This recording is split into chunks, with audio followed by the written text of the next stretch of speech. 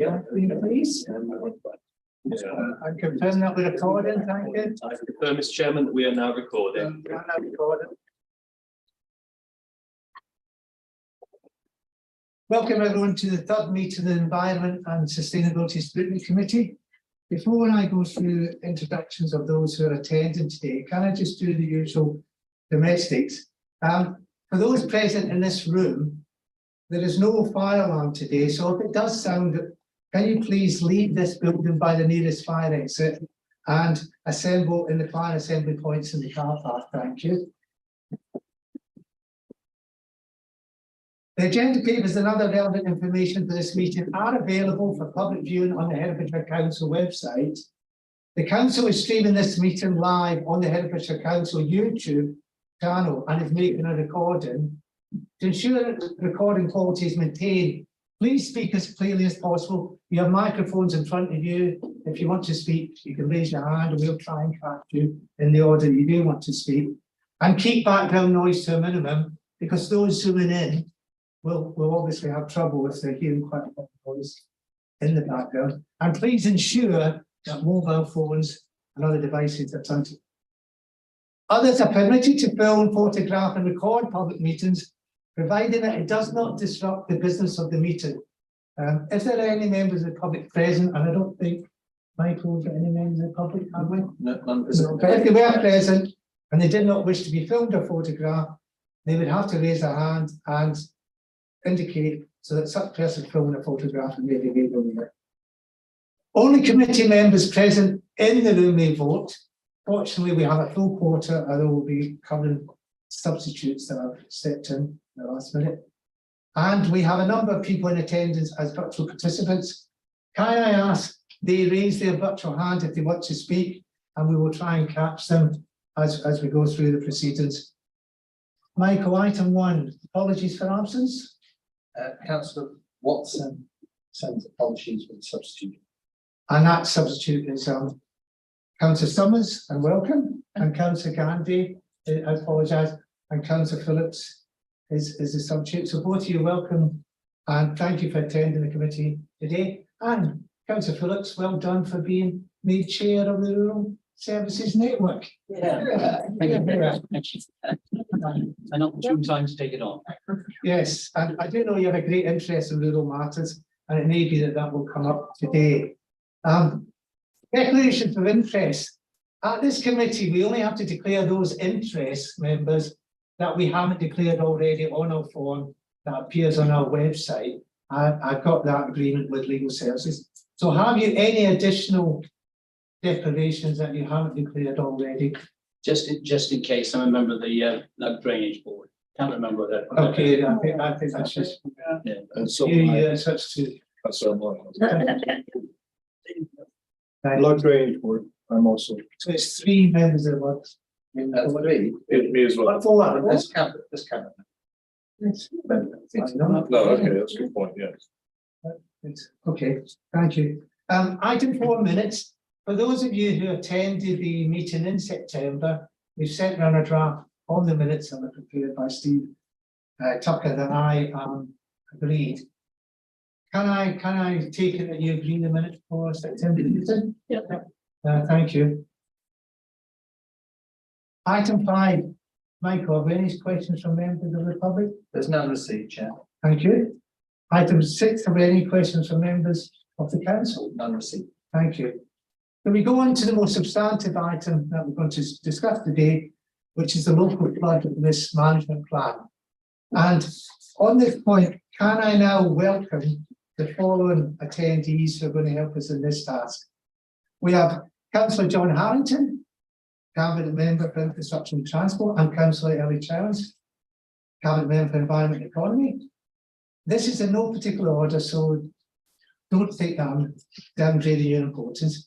Steve Hodges, who's the services team leader in the economy and environment, with a particular interest in flooding, of course.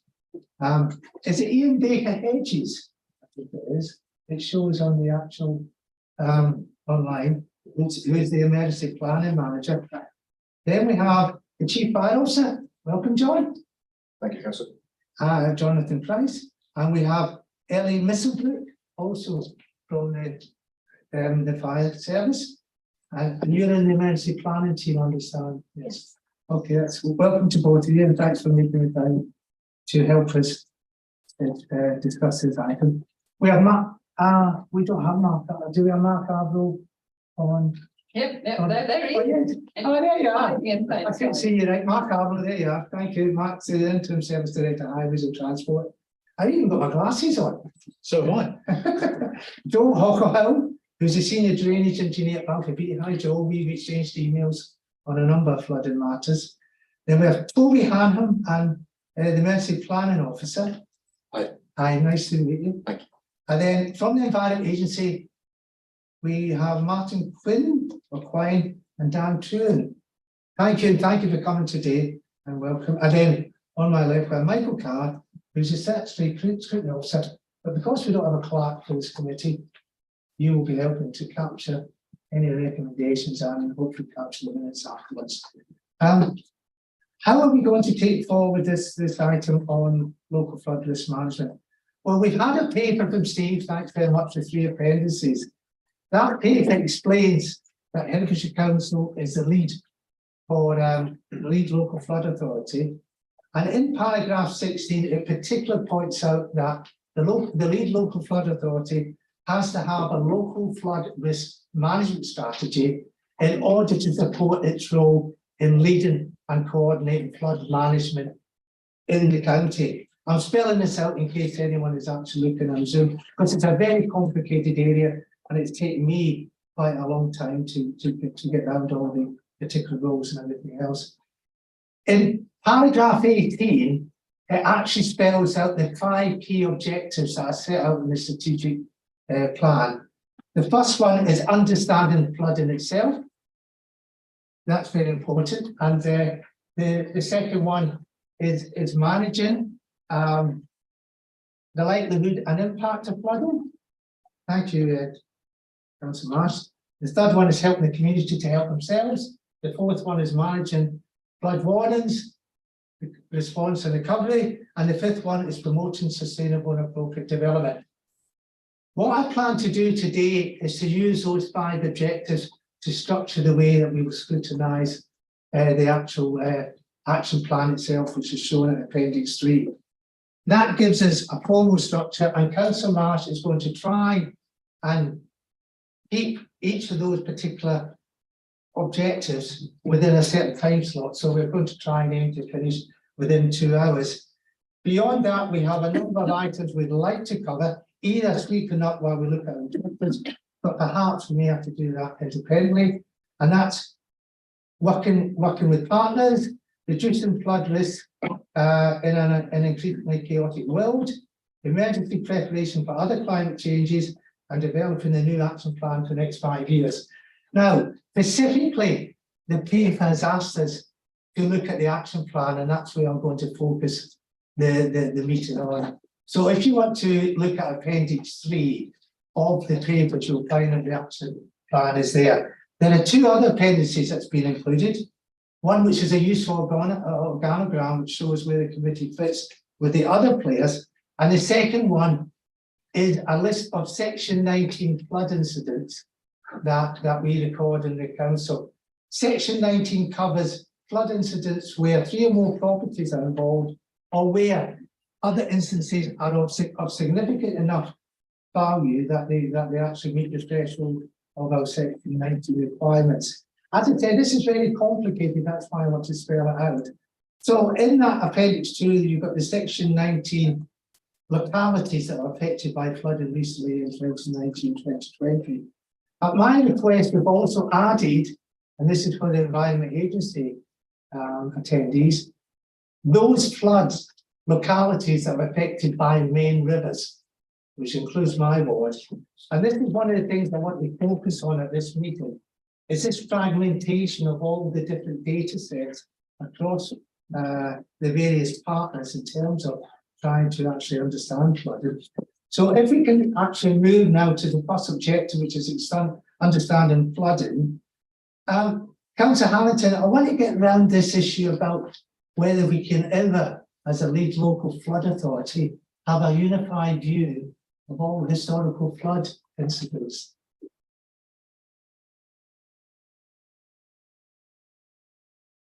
Thank you, Chair. I think we can have a view, and I think we do have a view. I think the issue that we have is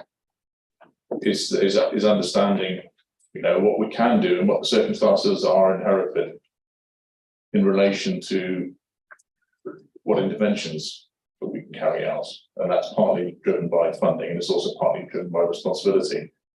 So I think in Hereford we have a pretty good view, we have a pretty good understanding of where flooding occurs and why it occurs, whether that's flooding coming off our main rivers, which, as you know, are technically the remit of the Environment Agency, or flooding that's caused by more local issues and flash flooding on roads that causes issues and the like. We suffer in Herefordshire for a variety of reasons. We have had increased flooding in the county over the last 20 years. What's really become significant is whereas we used to get, you know, a sort of significant event every 10 years or so, you know, in the last 5 years, we've had 4, not more, significant events in a very short period of time. And the issues we've got is that places like Lentwood or Greyfriars, which were getting flooded out once every 10 years and obviously very upsetting and you know, causing damage, the regularity of which is happening now is causing a problem which we as a council would struggle to cope with and are struggling to cope with, quite frankly. One of the things that people don't seem to understand, it's important to kind of state it's not a cop-out, but actually local authorities don't have responsibility for the protection of private property. We have a responsibility, a moral responsibility, and a community responsibility to do what we can to protect our communities. But you know, if someone's house is flooding, it's actually unfortunately not the remit of the county council to protect that particular house. But what we do try and do is make sure we protect communities. One of the things we struggled from in the past, in terms of the more, you know, fluvial flooding, the river flooding, is the fact that we haven't always hit the parameters in terms of value for money, the way that the EA and other national statutory agencies assess flood intervention is based on value for money. And because we're a rural authority, and we might only have, let's say, I don't know, 100 houses being affected or 50 houses being affected in an area or less, that's traditionally ranked lower than some of the more significant densities in places like Southport upon Severn. That has changed, and actually our EA members here today were able to give us a little bit of good news on that. That's partly from lobbying from us as a council, and also I think from our MPs, quite frankly. But in terms of gathering the information, I think we have the information. Whether to present, you know, and I think that flood plan presents it in a fairly comprehensive way. We don't have an issue with knowing where the flooding is. The issues we always have is what can we do about it. Yeah. But perhaps if I could just hand over to Steve Hodges to give a little bit more detail on that, if that's all right, Sharon. Yeah, that's fine, Anton. And we are talking about objective 1, Steve, in the action plan. Yeah. So understanding the flood. Yeah, and I guess it's important, as Councillor Harrington alluded to, that, you know, we all have, as organisations, we all have specific obligations and responsibilities. So as a lead local flood authority, you know, we are primarily interested in local sources of flooding. So I think, from what we've experienced, not just over in recent times, but over a long period of time, we've collected an awful lot of information, and intelligence from what has happened within Herefordshire. So I think it's only natural that as an authority we would hold a lot of information about those sources of flooding for which we are responsible. We liaise and work very closely with particularly with colleagues in the Environment Agency. Yes, they take the lead on main rivers and those sources of flooding, but we certainly do share an awful lot of information in terms of some of the areas that we're particularly interested in, and vice versa, just to see, because in many cases there are overlaps. There are, flooding is complex. There's different, the mechanisms come together and manifest themselves in different ways. So yes, as an authority, we've got comprehensive knowledge in terms of the areas that we're looking at. We have good visibility of what the Environment Agency are looking at as well. So yeah. Can I just touch upon that, because I mean, I did read the action plan, and one of the things that struck me was there was no reds on it, and I want to explore that today. I'm not saying that that is necessarily not right, but trying to get my head around the various data sets that exist here. And we have the section 19 data set, we have the data set on river flooding that the Environment Agency hold. We have obviously a data set that Welsh Water will hold on sewage flooding. I assume that the drainage boards will have some information on flooding in their areas. And of course, we have the emergency services who get the 999 calls. And I can see from the action plan that because of data protection issues, they cannot share that data with us. Now, some of that will overlap with some of the other data sets, but with the greater frequency and with the greater extremeness of the flooding, I'm trying to see whether the local plan and the way that it's gauging risk is actually not being too optimistic in what we might or might not know, because that will actually have an implication for the sort of steps we might take in order to respond to it. On that point, before I bring you back in, Councillor Hampton, I want to bring in the Chief Fire Officer.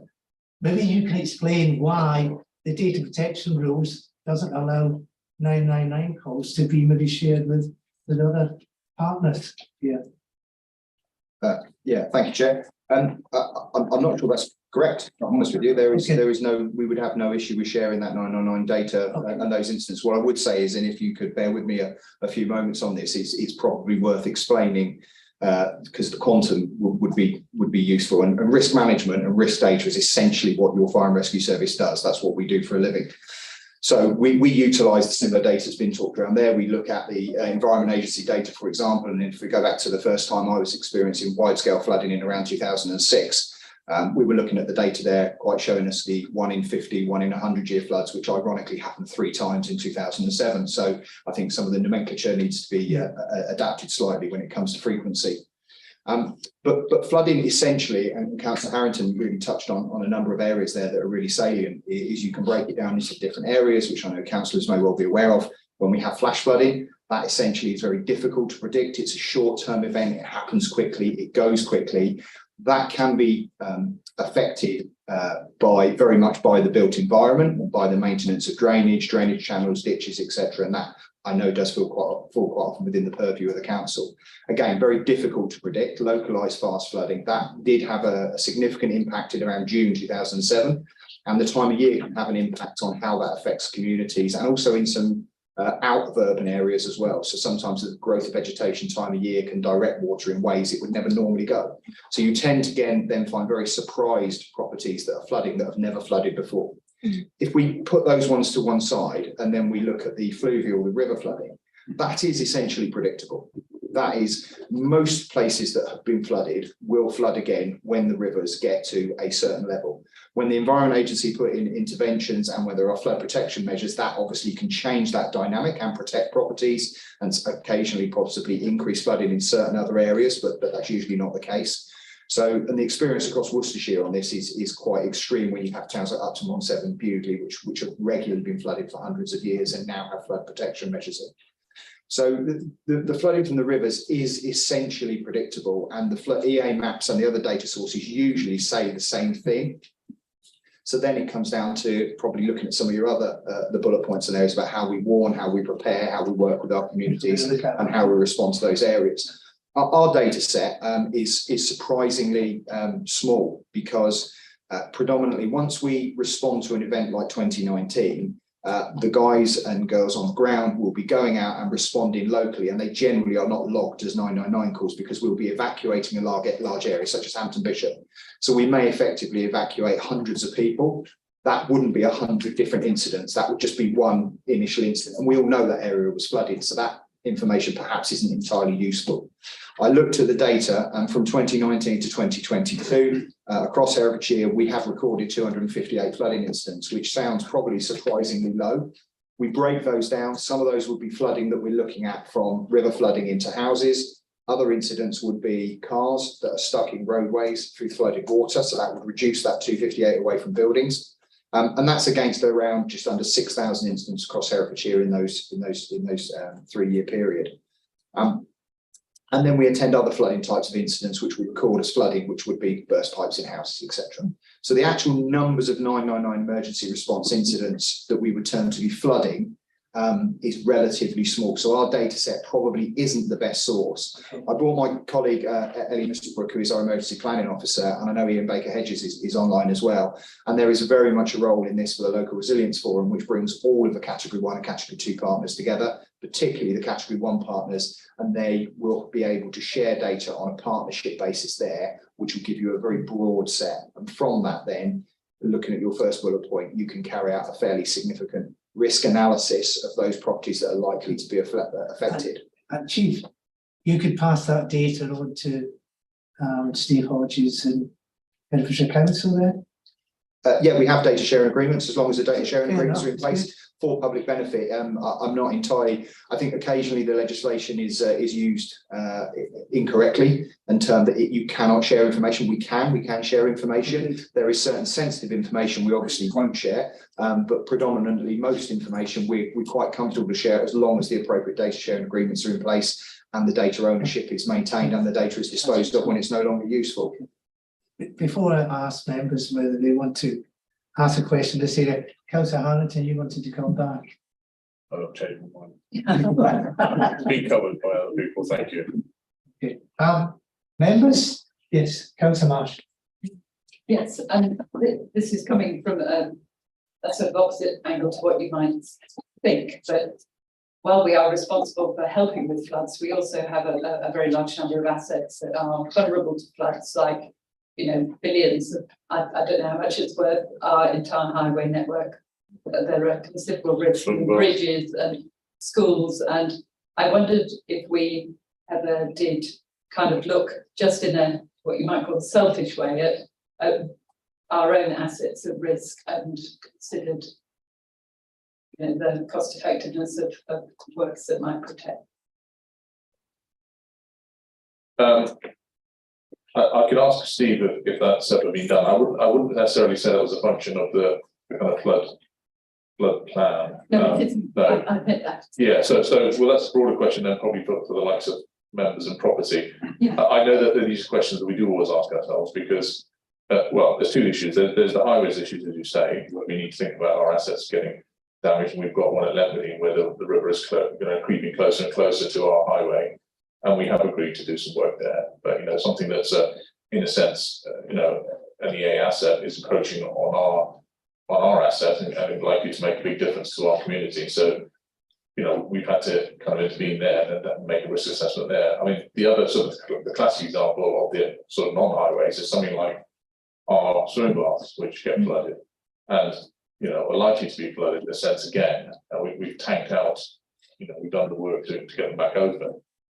And that probably goes on to a broader question, which is not simply just for our own assets as a council, but just generally about what to do about properties or areas that are repeatedly flooded. Now, so should we be having conversations with the EA and the government if it's a better thing to buy people out? There's no obligation to do that at the moment, but would it be better to buy some people out in some areas and say, well, I'm afraid this is an area that we will, you know, that we will no longer.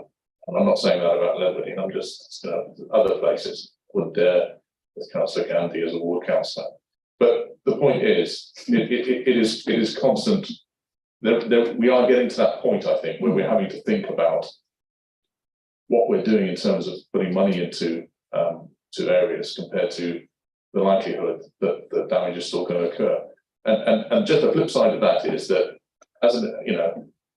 as a council, we really don't want to be building in floodplains. And there's still in 2022 a desire from some sectors to build in floodplains. And you know, there's a partnership at the moment, which we are not actually part of, but being associated with, called the River Severn Partnership, which is about economic kind of drivers to seeing what they can do within areas associated with the river. We very clearly, as a council, probably to the chagrin of other authorities perhaps up north, said we won't be part of that at the moment because that's precisely what we don't want to be doing. Mm-hmm. We want to be making sure that floodplains are left alone. But yeah. That's what we're doing. So, Councillor Challenge, and then I'll bring in the chief. And you know. Thanks. Yes, just to let the committee know that one of the projects that we're funding through the climate reserve funding is updating the local climate impacts profile, which looks precisely at, you know, impacts of increased severity of climate related issues, and will inform an adaptation plan. So that's, I'm just trying to check whether that's one of the business cases that we just signed off 2 weeks ago, or whether it's just in the pipeline, but it's happening very soon. We'll procure external expertise to do that. So the local climate impacts profile is a tool that helps local authorities kind of assess their exposure to the weather, essentially. And the last time one was carried out in Herefordshire was covering the period 1998 to 2008, and that identified 84 events that were recorded as having an impact on the county. Flooding was the main one, particularly the June-July 2007 floods. But of course, there have been lots of, you know, severe weather events since then, including the floods that we've been talking about. So it's That's it. time to update this profile. Just before bringing the chief, the obvious of flooding, of course, is drought and fire. Will your climate impact tool cover that as well? Yes, so the business case says very explicitly that it's, you know, it's broader than just flooding. It addresses all potential climate impacts and will identify inform adaptation plan. Okay, thank you. Chief, and then I'll bring in Councillor Phillips. And then Councillor Wilkins. Thank you, Chair. Just a couple of observations for myself. It probably would be appropriate for me to say the point about the road infrastructure around Herefordshire is very important to the emergency services. I know it has an economic impact during flooding, but you still get large fires occurring during flooding. Therefore, us and the other emergency services being able to move around the area and the county quickly, which was 2007 floods, very, very heavily impacted with landslides, and often a large fire in Herefordshire when we bring in assets in from Worcestershire and other counties, that can become very difficult if roads and bridges are lost in flooding. And sometimes bridge damage from flooding can go on for some considerable months afterwards. So, for example, I think Tembury Wells, we lost the bridge for quite a significant amount of time. Other bridges we've lost where they are damaged or lifted or unsafe. So those can be some significant issues. And then the second point, leading on from a point that Councillor Harrington was making, it is around not just perhaps removing properties out of flood risk areas, but protecting them. There are some brilliant examples in towns such as Bewdley where, and it wouldn't be appropriate for me to touch on how this is funded, and I know colleagues from the EA would have more information on that, but there is some amazing protection of houses now where you know properties are likely to be regularly flooded. They can have some fairly simple measures put in place. And around Bewdley, for example, you will see houses during flooding with water being pumped out through windowsills where they have permanently fitted sump pumps in low areas. They've got flood protection barriers around the vents, around the front doors and the houses. And when I toured around Herefordshire with the Chief Executive, Paul, following the 2019-2020 floods, we could see some fantastic examples where there were local flood wardens in place and some of those protections were in place. But that certainly wasn't the case along many areas around Hereford City, where properties have been affected by flooding and are almost certainly going to be affected again in the future. The implementation of those comparatively low-cost measures can really protect people's homes and some of the measures that they can take inside. Okay, thank you, Chief. Councillor Phillips. Yes, thank you, Chair. I well remember Friday, July the 20th, 2007. It was the only time I ever came near Gold Command, and I remember thinking, this is no place for a local member. Let's get out from here. They were trying to evacuate nursing homes and all the rest of it. Can I just say, first of all, on a couple of issues, with regard to building on the floodplain, I mean, that is absolutely clear we shouldn't be doing. And of course, in our core strategy, we're reviewing the status of Urdsand as to whether it should retain as a settlement, and also, is there anywhere on the village that you can build outside the floodplain?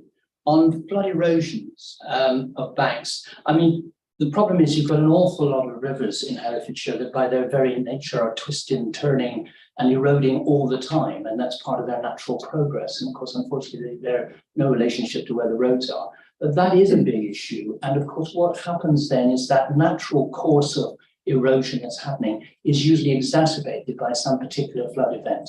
And there are a number of particularly minor roads, and I know the one up in Lenterdine in particular, where we had to buy a piece of road and all the rest of it is only just happening for another generation to go and buy another piece of road. The point I wanted to make really was that we are very fortunate in Herefordshire in having one of the most natural flood mitigation projects, which was given to us by Mother Nature. Hereford City never floods until Letton Lake is full. And I just don't see that coming through. When Letton Lake is full, then Hereford City will flood. Letton Lake will start filling up before the Wye gets to the top of its banks. But when Letton Lake is then full, you know that it's coming to Hereford City to fill that up.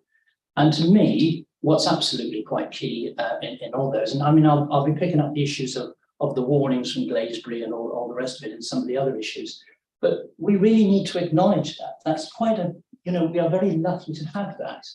And the pinch point of Broadbury Scar as well. Had we not got those, then the flooding in Hereford would be considerably worse. And I know it's the bleeding obvious because it's all there, but I do think that has to be acknowledged in the plan, because if something happens that the maintenance, and because of the topography, I don't suppose it could happen, but are we checking that nobody's doing anything in that Letton Lake basin that could, stop the capacity or restrict the water flow in there? I mean, I think something as basic as that needs to be given a greater prominence in the understanding of this document. Thank you, Councillor Phillips.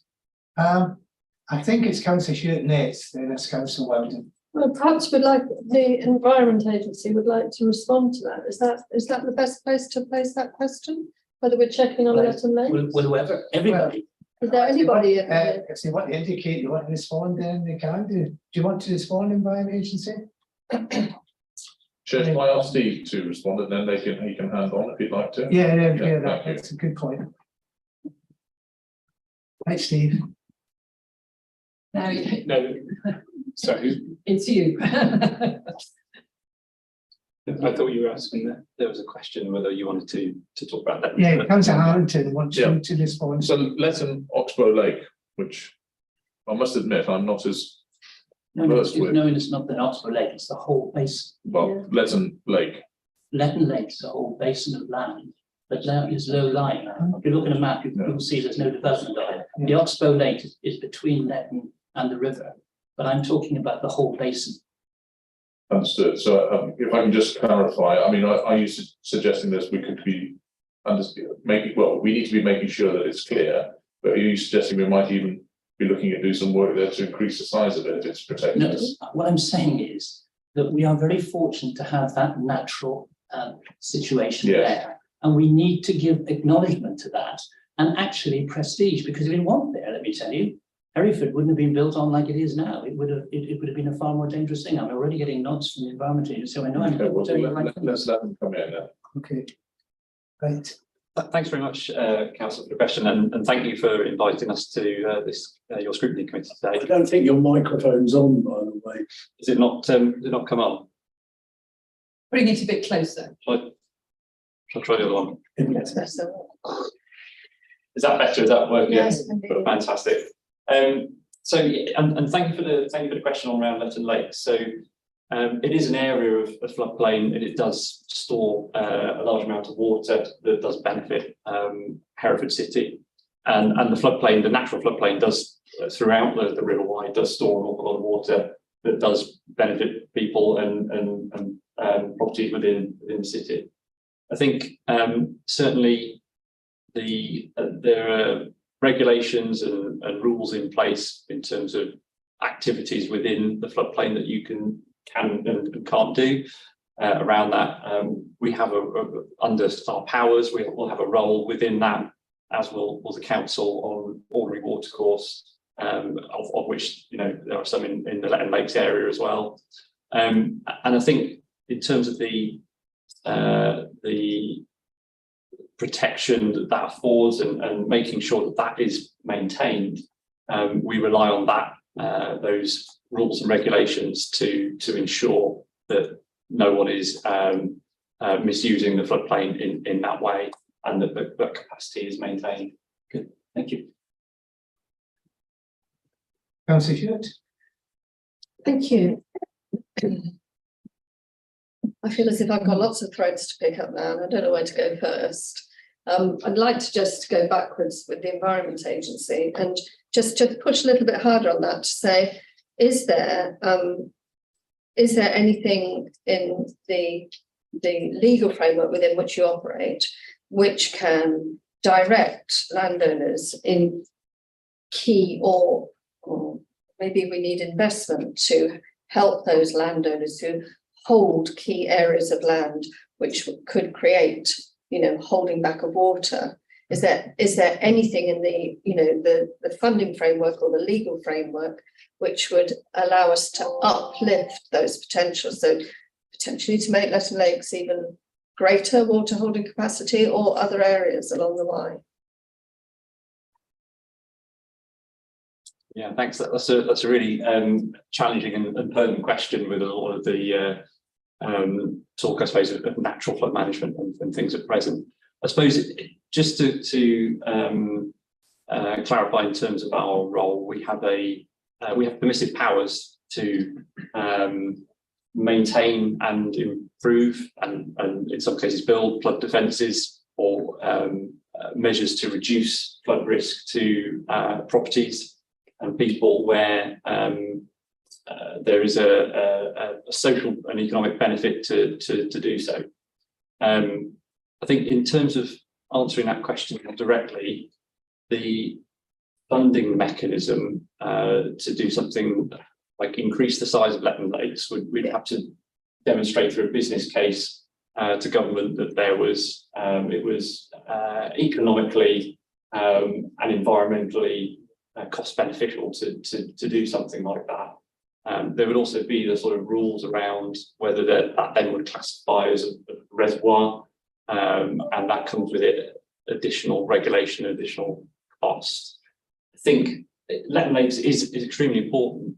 One of the things that we're particularly keen on is a longer term understanding of the Y catchment and what you might term a basket of interventions that looks at the whole catchment and where you might be able to slow flow, reduce water getting to the river in a sustainable way that also improves the environment and helps with water management in drought times. And that's certainly something that we would like to encourage and things that we're working with the council around the natural flood management pilots that are looking at exactly that in certain catchments across the county. So a strategic plan, that sounds great. Is this what's referred to, the River Wye model work is currently out for tender? Is this what you're referring to? So that will help an element of it. There's certain things that we do. So we run in conjunction with council a 6-year programme, which is 2021 to 2027 of investment in flooding to reduce flood risk to communities and properties. And that what you might see is for example, traditional flood schemes. So, where we're looking at schemes to reduce risk directly to properties through an intervention in a discrete location. More longer term, there'll be a limit on what we're able to do in terms of those interventions. Councillor Harrington's also already mentioned that it's traditionally quite challenging in a rural area to attract investment to make it sort of cost beneficial, and funding is really kind of driven at protecting property rather than land. So we need to demonstrate that. So what by doing some work to understand the River Wye and flood risk, it will help us test multiple interventions, better understand the level of risk to Hereford City and other communities, better supply data to local council and emergency planning colleagues around what the level of risk, the flood frequency is likely to be, and help us with strategic planning about what can we do about it in the face of if flooding is going to get more frequent due to climate change. So that's what that modelling work is associated with, and that will help us with a more longer term sustainable plan. So you've got a bid out to government for that plan, is that what's going on? In terms of the modelling work directly, that is currently out to tender. We've got For somebody else to do it, yeah? Yes, so we will get a consultant. We typically Yeah. or get a consultant to do that work for us. Technical piece of work that takes some time. We will then need to. We have a number of strategic longer-term planning initiatives.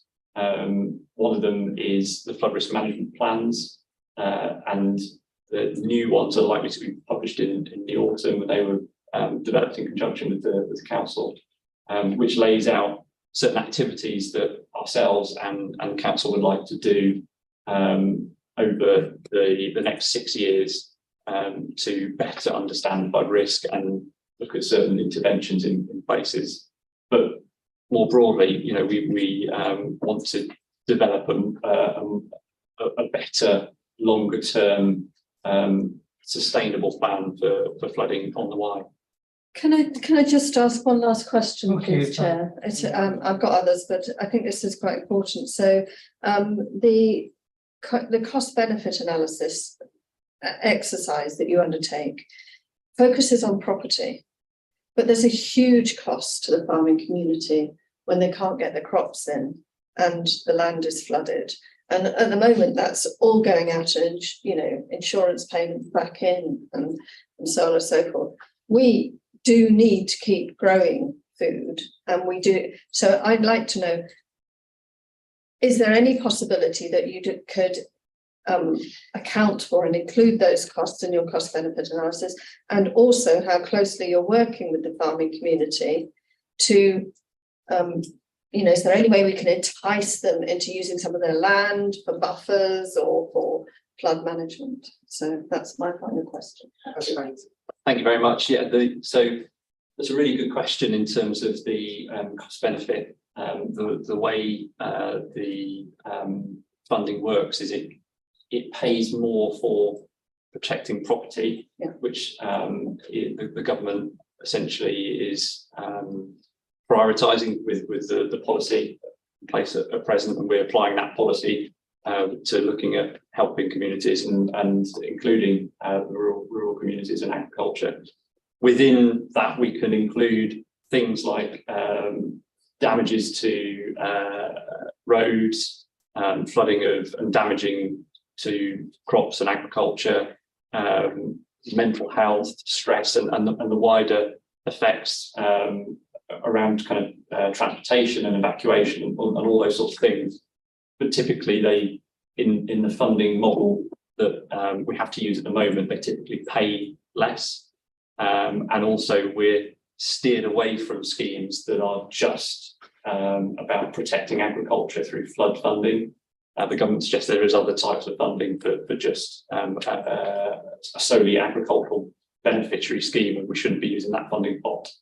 Having said that, we certainly try and work, and we've been piloting the natural flood management, and whether Steve wants to add a bit around that.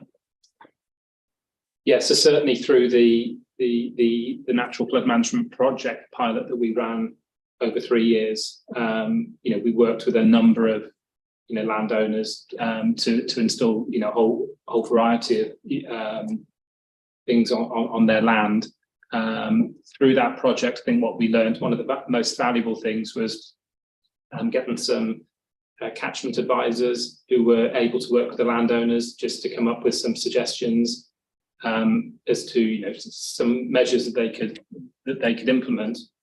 But I think on the back of that, we were able to offer some of the landowners some grants just to help, you know, make some of these things happen. In the NFM project that we're just starting this year, we're looking to, you know, to replicate, you know, that kind of approach. So that catchment advisor approach, you know, working closely with the landowners. Due to various reasons, the project is only just getting underway now. So we've just been through a tender exercise. We've got the catchment advisors in post now. They're beginning to meet with the landowners. But yeah, Yeah, absolutely. We want to work with them, and we want to to help them. To help these wider communities as well as themselves. But yeah. So can we know what area this project is happening in, or is it not to be disclosed? So the NFM project, it's going to be within the same 7 catchment areas as the pilot project. So yeah, there are catchments all over the county, although it's not a county-wide project. But yeah, and we've got funding in those areas to carry on that work between now and 2027. So yeah. Thank you, Steve. Councillor Wilding, the Councillor Swinglass, then Councillor Summers, and I'll move on to the second objective. I'm conscious we are leading into some of these other objectives, but I don't want to stop the question. So when we come to these other objectives, we can just rebut something we might not have for. Okay, Councillor Wilding. Thanks, Chair. I'm a bit conscious that I'm going to bring this down to much more basic levels than other people have brought up, and it makes me feel like some of my points and questions are pretty stupid, but I'm going to ask them anyway and point them out anyway. And the first one is it starts even before we got to this meeting. This thing that was sent round is impossible to read. Now, I know we can put it on a computer screen and we can shuffle back and forth and look at it, but I find that incredibly difficult to read and understand. And when I print it out, obviously, you can't even read it this close. So it's got nothing to do with flooding as such, it's just the presentation of it. But I would really appreciate if I could have it presented in a way that I feel able to actually read and understand, because you're looking at it and you're almost wanting to chuck the computer out the window. So that's that. And then the next thing is what Councillor Harrington immediately said, almost immediately at the start of this meeting, that the council does not have responsibility for private house flooding, but only for communities. And my feeling is, from talking to my residents, for instance, of Bill Mills, that they don't really understand that. And although there are things in this note, for instance, on the management strategy that says the strategy sets out the framework for how the council will work with other flood risk management authorities and the general public to better understand. I don't think we do. I don't think they understand at all that we're not going to pay for it. And so I'd like to see a much heavier presence put out to make people understand that we're not going to do anything about it. I know we are going to do things in communities and stuff, but the amount of people that are going, oh, my house is flooded and, can you come around and do the drains for my cottage and stuff? And it drags on forever with emails back and forth. It would be so much better if we just went in and said, you're not going to get anything, so get yourself a loan and get it sorted out. Well, they do have government support sometimes. Yeah. It's about £5,000 grant, but that's got to be obviously communicated. It's just got to be communicated properly, I think. Councillor Hamilton, might come in. That's Councillor Wilding looked like he was still. Yeah, he's still finished? right. I was only going to blubber on for a bit longer. Okay, so, The mic's on. well, Jenny, your mic's on. Thank you, Chair, and thank you for that question. I mean, just to be clear, we're not absolving ourselves of responsibility. I'm just saying that it's important for people to remember that local authorities, not just Herefordshire, do not have responsibility for private protection of private property, unfortunately. What we do as a council is, of course, we want to protect our communities. By communities, that also mean individual houses. But I mean that we do want to do that. And of course, we're elected as representatives from the community to make sure we do that. And as the Chief said, we have got interventions in terms of we've got the personal resilience flood property, funding, which we dished out. Steve, how many roughly this year? Yeah, so after the February 2020 floods, we we were able to support about 212 properties, Yeah. so that able to access around just under £1 million, £966,000. So that was funding that came through from DEFRA. So yeah, that was And that essentially allowed everyone to put about £5,000 towards protecting their own house. So we're always fighting for that. But yeah, that sort of understanding that we can't, as a local authority, be responsible for everything that's changing is something that's important to remember. Councillor Sweethouse. Thank you, Chair. Yeah, I don't know about anyone else in this room. Has anyone actually been flooded? Had their home flooded, Joel? Yeah, so it's not many of us have actually been through the experience I had 3 times. So I know what it does. My question initially is in response to what Councillor Chan was saying about the climate change work. So I'm very conscious that we're working against the background of moving pieces, as it were. There's a lot of circumstances that are changing. We have to model taking into account some kind of, idea of what the future is going to look like and what changes are occurring around us, and that's completely correct, of course. One of the things that's changing around us as well, I'm aware of, due to other work that I do, really, is changes in land use. And although we have got stuff within the document referring to surface water flooding in the built environment, the need for SUDs and so on and so forth, most of Herefordshire isn't that, to be fair. Most of Herefordshire is not the built environment with SUDs, most of Herefordshire is farmland. And in the 4 years between 2016 and 2020, 21,277 hectares of that farmland went from permanent pasture to arable. Now that probably, I'm guessing, changes the hydrological characteristics of that land. And as compaction changes the hydrological characteristics of land, and we need to have that within our risk matrix to understand what the impact of that would be if it continues, if we extrapolate out from that. So if we roll back to before it happened and we keep going out there, what effect is that going to have? Because I always think like it's not terrible fun, but we do have to upstream the problem. It rains. We can't do a great deal about that. We have to start thinking about everything from the moment the raindrop hits the land, what happens next? And although we might be dealing with flooded properties in Hereford, the reason we're dealing with that is because the peak in the Y has become much higher. Part of that is because of the severity of pluvial peak events, which more rainfall, more suddenly, which is climate change. But also the different behaviour of the water when it hits the soil, when it's going on an arable field versus a grassland field where it's going on compacted soil versus soil with a lot of organic matter. So the question that I would put to you is, can we factor in these other changes into the modelling in order to assess the risk? Thanks, Alyssa. You're looking directly at me. I think that, so the thing I was talking about is the local climate impacts profile. So that is about addressing the climate change related changes. So that's the changes in the pluvial inputs. I think the stuff about flood risk is more down this side of the table, to be honest, because that is about, absolutely agree with your point about land use management and the impact that has on flooding things. Well, shall I let John come in first, and then I'll pick up afterwards? Thank you.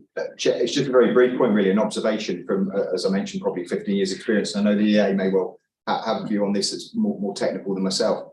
What we observe when we have the extreme flooding events where we've got what we class as wide scale flooding, everything you've outlined there, I think is in my personal and professional view, highly accurate about the impact of rainfall on Herefordshire. What we mustn't forget is when we get the wide scale flooding event, it's actually the rainfall from mid Wales coming down the Y. That is the predominant cause, and usually the most extreme events are the combination of both, which is when we have saturation around Herefordshire, and this is exactly the same in Worcestershire with North Wales feeding Severn. When we get a saturation of the land around here, we get the basins are full up around Herefordshire. That usually is able to be coped with with relatively minor effects in that. It's then when you get the rainfall surge in mid Wales, which then pushes down the Wye, and then you have the plug of water that has got absolutely nowhere to go, saturated ground, further rainfall on Herefordshire, then we get into the extreme wide-scale flooding event, which is then when we start to really lose our infrastructure, our roadways, and those properties that are not flooded very often are then usually affected. And that often is challenging for communities because there's no historical knowledge of that being flooded because it's fairly intermittent. So is there then something around upstreaming in terms of talking to our neighbours in Wales about what they might be doing? I think the EA probably would be better placed to answer that than me. I would suggest most of that rainfall is usually in the mountainous regions of Wales, and it is naturally fed down into the waterways. And of course, during the summer and drought periods, that's exactly what we want. We want the rain in Wales to feed our rivers, to fill up our reservoirs and provide the water supplies that we desperately needed this summer. And the shortage of rainfall in areas like Wales contributed to some of the drought conditions that we've had and the impacts on our rivers. So it's a bit difficult because it's the opposite end of the scale. But I think the nature of the terrain in Wales, it's just natural and normal that water will then feed into the Wye and into the Severn. So the peakiness of Wye flows is just down to rainfall. I'd let the EA answer that. They know much more about it than me. I'm straying into territory, but my understanding when we're responding to it and when we're trying to predict on this over a often 14-day period, the Gold Command and the strategic command element working with EA colleagues is very much looking not just at the rainfall over Herefordshire. Often that's the lesser consideration, if I'm honest with you, unless it's torrential. It's the issue of the rainfall upstream in mid Wales and what that impact that's going to have on river levels over 3 to 4 days. And I'm really sorry to the EA because I'm starting to stray very much into their territory and I didn't mean to. Yeah, I was only going to possible past the EA anyway in a minute.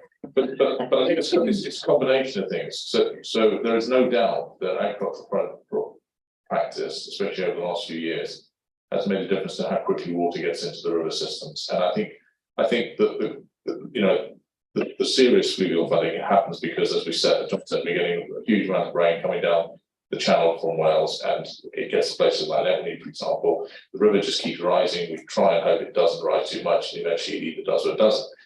There is obviously then the local flash flooding, and then in between is that flooding that you're getting off brooks in places and areas that suddenly hits, somewhere like Langowan or something like that, or Lambourne, sorry, where you suddenly have an issue where something's happened, and that the question you're asking really is: are we monitoring that? Are we capturing that in any way? We're aware of it. We're certainly aware of it. Certainly the responses that have gone into trying to redraft the agricultural bill.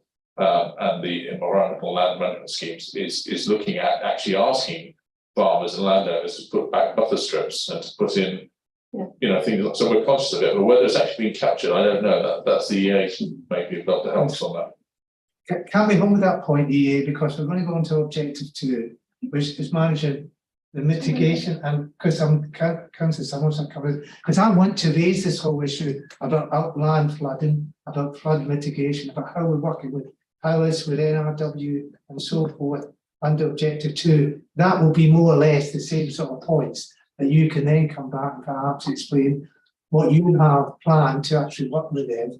If you just can hold that, then we'll have councillor Summers for a minute. Thank you. Yeah, I'm just going to show my age a little bit. I remember when as the roundabout with the flood 2 or 3 times a year, and then they put in the embankment, and that helped. The Home AC Causeway used to flood 2 or 3 times a year. Then they did something in Wales, and that helped. So now it only floods about once a year. One of the biggest issues we've got in Hereford, and I've been around here a long time, are the brooks. And I must say, the brooks are issues by themselves, but the way they're kept is a real issue. And I'm glad you mentioned brooks. If you go to walk any of the brooks today, you'll find all kinds of debris, silt, and everything else. Now, those brooks, when they're working properly, hold an awful lot of water. They're not holding the water right now. Orworthy is in my patch. Back in the day, there were 3 mills in Orworthy, and each mill took water to run the mill. Now those mills are no longer there. That water has to go somewhere. Nobody thought about it, so it just left. Now Orworthy, I just finished yesterday making sure the sandbags in Orworthy, because they're guaranteed to flood this year. I know I understand environment have been working for a couple of years now towards Wales and working on the brooks. I'm not sure what you've found out so far. I heard you were getting closer the last meeting that I had, about the Wrigglebrook and all those places and how much trouble they're causing. Can you shed any light on what you've come up with?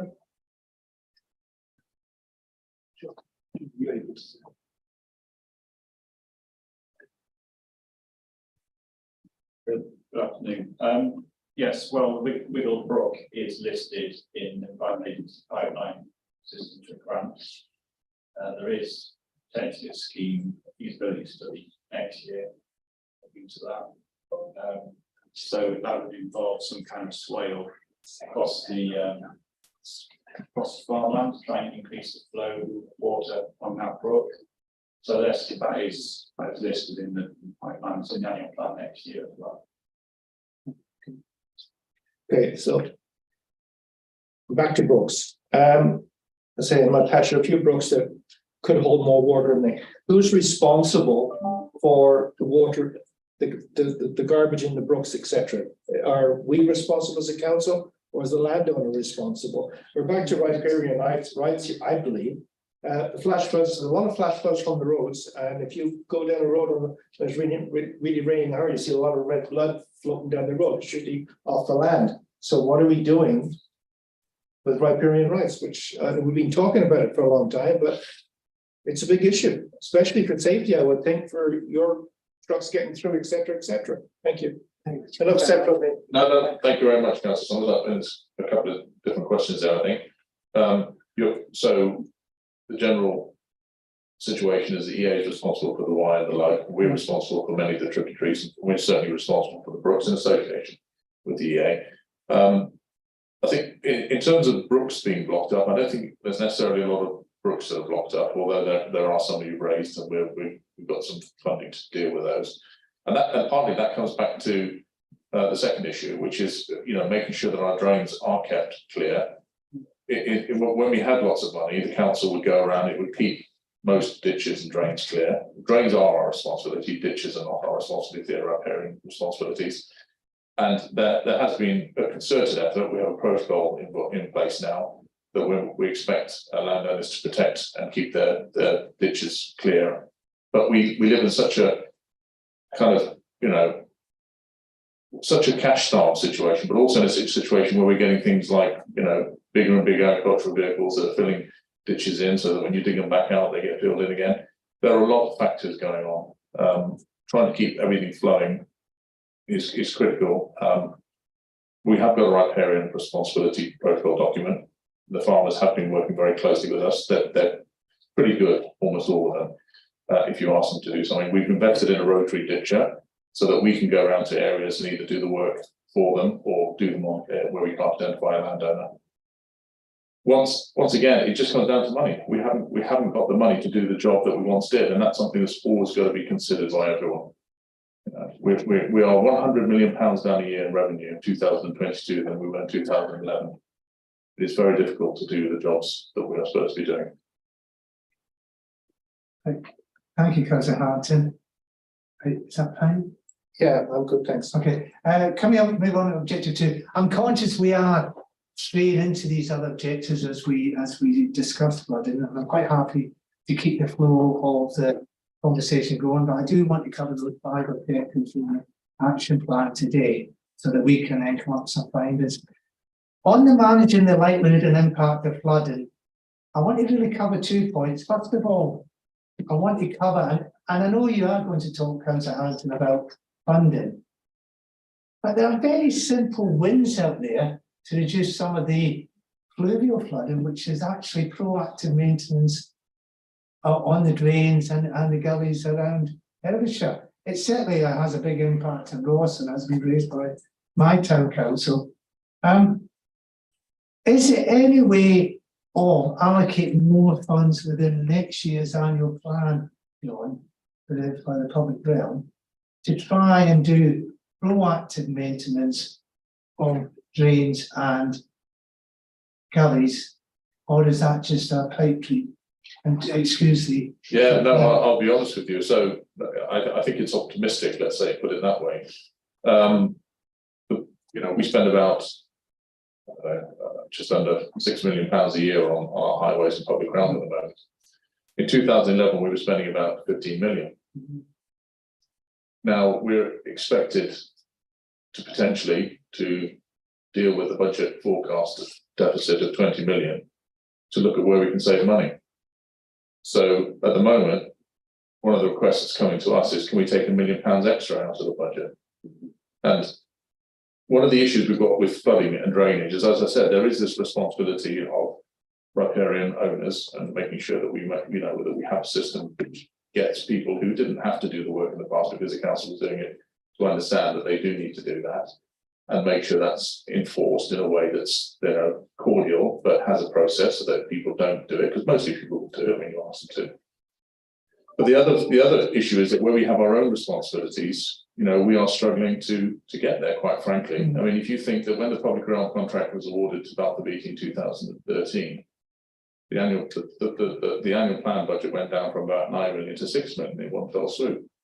Now, mostly, in my opinion, this is a personal opinion, mostly the way that was dealt with was that the focus was taken off drainage and focus was purely on maintaining roads to the best standard that we could do. When we came in as administration, we did ask for extra money to be put back into drainage. And actually, the previous administration put aside a very good grant for drainage through the Lesman scheme, which we continued. But quite simply, there isn't enough money. There isn't enough money, and they are going to be, while we're all trying to plan things and try and get things into a perfect situation, we are struggling with the money. We are £315 million behind in having the highways in the optimal state that it should be after 10 years. So there's no money. Before I go on to bring in the EA, and I'll come back to you, John, that's not reflected in the action plan, Councillor Hanson. This is what I'm getting at. When I look at the action plan, I keep seeing greens and ambers. But when I look and see a line which does talk about proactive maintenance, and where you talk about continue to undertake proactive maintenance of assets that are considered to have a significant effect on a flood risk, I can tell you a lot of the drains on the public highway in Ross has a significant impact on flooding. I don't see that reflected. I mean, I sympathise tremendously with what we're saying, Councillor Hampton, about the fact that we've lost all this money, something like 460, 500 million cumulatively. What I'm asking, and this is back, Steve, to the point I made even about the first one, I do think, and I think we'll be coming up with this finding today, that this whole plan needs to be looked at in terms of whether we're making a realistic assessment of the risk in terms of the RAG. I really do feel that's going to be one of our findings today, and I just wanted to leave that with you. But before I bring in Councillor Marsh, I was conscious I've held you up, the Environment Agency. In fact, I wish we could hold up some of the floods as well. But I want to go back to this point about the uplands of the River Wye, and I do accept what the Chief has said, that much of the problems, and that includes Ross, is that the water just comes down the river in a surge. It's a natural floodplain. It's not coming off agricultural land in Ross. It's simply because the river has accumulated so much water from the Welsh hills that it's unavoidable. You can tell from your early warning, and we'll be talking about that later on, we'll be talking about management, warning, recovery and response, that you give a peak flow indicator, and everybody in Ross in the town council looks at that. And we could tell from that exactly what the impact is going to be on Ross. And that's the crazy thing.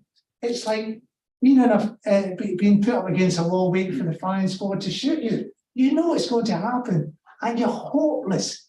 Hopeless as a town council. You can't really do much more than perhaps give out sandbags, warn people. It's going to happen and we will be avoided. What I want to ask, and it comes back to also what we're talking about in terms of working with partners, Councillor Marshall. How much are you engaged with Powys and with NRW and with landowners in the uplands? And it's not just the River Wye, it'll be the River Severn as well for the and the others. How much are you involved with trying to see what mitigation can be put in place? You put flood defences in place, that's great for Bewdley, that's great for Hereford. It just means Ross gets more flooding. Somebody somewhere gets the consequence of flood defences. So I really want to ask you, and it's back to the point that's been made earlier on, what are you doing to try and perhaps create a joined up flood mitigation plan for our river system that includes the whole of the uplands? Catchment. Thanks very much for the question. So I think obviously we've got the history there of the development alongside rivers over many generations that was beneficial for a number of different reasons in terms of water supply, in terms of transportation, and we're having to as a society deal with that kind of legacy now as buildings have been improved and they've got carpets instead of flag floors where things would have been used to be flooding in times gone by, and perhaps we're more resilient in a certain way. So in terms of dealing with that legacy, the first thing we've got to do is understand the risk, and that's where we're doing the new modelling on the River Wye to really kind of better understand what's happening in the face of climate change, and to answer the earlier question, how can we monitor things like the land use changes and the impacts on that? So we'll be able to do that within that new modelling where we'll understand essentially the roughness of the land and what, depending on the land type, what that does to the ongoing flood risk. The next stage is developing interventions for that to deal with that. We currently have a 6-year programme that we develop interventions based on that, and that's your sort of traditional flood schemes. There is strategic planning, strategic flood risk plan documents that we work to as well, and we pull together with the council, which are the flood risk management plans. There used to be something called catchment flood management plans, and they're currently still active, and that's our link to working with Natural Resources Wales. So there's a Wye catchment flood management plan, but the ethos of that have been subsumed into new flood risk management plans. In terms of looking to the future and what we want to do, we are having conversations with Natural Resources Wales around the future. We've been successful within the National Flood Risk Management Strategy. There are a number of pilot areas across the country that have been selected to be beneficiaries of some funding to develop what's called adaptation pathways for flood risk planning and investment. And these are longer term plans, so from now to 2100, let's say, to understand the flood risk and understand the optimum level and time of investment to reduce that flood risk, and look at what do you need to do in terms of what interventions and when do you need to do them to trigger for action. And the Severn and Wye catchments have received funding through DEFRA around that. So we've got around £1.4 million to look at developing that future plan. So that will be that strategic plan. And we very much want to do that in conjunction with Natural Resources Wales. There needs to be some conversations from a policy perspective between DEFRA and Welsh Government around that. But in terms of the intention, Natural Resources Wales are very keen. They understand that we're in this together, as it were. There is it's unlikely to be a one size fits all solution. You're going to need a number of different, a basket of interventions, if you like, across the catchment to deal with flood risk in the future. If you take a traditional flood scheme, for example, there'll be a limit on how big and how many of those that we can build. They'll get to a point where you can't increase the size of them anymore. So it does need that wider look. Before I bring in the Chief, Councillor Marsh and Councillor Schoolhouse, how much do you get involved in the local action plan that's in front of us. And because it seems that you're imparting quite a lot of information at this meeting, and I don't know if the committee knows whether that information is feeding into the local plan or whether it's new. And if it is new, then I tell the committee, because what we need with flooding is a joined up approach. Because the river doesn't recognise boundaries, it doesn't recognise jurisdictions, it doesn't recognise who's the local flood authority lead. It just floods. So how much are you feeding into this action plan to reflect what's going on? You're absolutely right, and the rivers don't recognise jurisdiction and geography. So in terms of the Department of Agency's role, we have a strategic overview of flood risk, which means we work with lead local flood authorities and Steve and Joel regularly to look at the investment plans, and also in response to flooding, when the flood happens, and coordinate and share data and information around that. Some of the stuff I've mentioned is very new, and although Steve, is very aware of this work, it potentially hasn't made its way into that plan yet, as we go through that refresh process. There is as I said, we've been working together on the new flood risk management plans, but also there's a regular, an annual refresh to our joint investment program, and we work very closely with that. And in fact, we talk to Steve and Joel very regularly, as in the course of our daily working lives, to share information, work together on schemes. So an example, for instance, is the Greyfriars project we're working on at the moment. It not only includes the Wye, it also includes the Yaser Brook, Welsh Water, drainage, and we're all having conversations together to better understand that and look at solutions. Well, I do hope more of that gets reflected in the action plan, because of course it's called a local action plan, but I don't really care. I want a complete picture, so does the committee, for next year's plan, which we may, or whoever the committee is then, might have to come back and look at again. Chief, you wanted to come in before I bring the council in. Thank you, Chair. Yeah, just a couple of points. I didn't want to, just to clarify earlier, I think the management of rainfall and the flooding on Hereford County is very, very important. It isn't just coming down from Wales. When I see it from a responder's perspective, I'm talking when we get the very extreme events, which we've had, relatively infrequently. That usually is a combination of both. So it isn't just, I was going to say a Welsh problem, but that probably is the wrong phrase. It isn't just an issue from Wales. It is the combination. The management locally is a key part. I wanted to touch, because I think we've strayed into the area slightly around flood defences and possibly reservoirs. Generally speaking, unless we have very extreme conditions, lives are infrequently lost through flooding, fortunately. And that can happen on our roadways. And sadly, we did have one in the last few years in Tenbury, where some individuals were caught in river floodwater in a very extreme situation.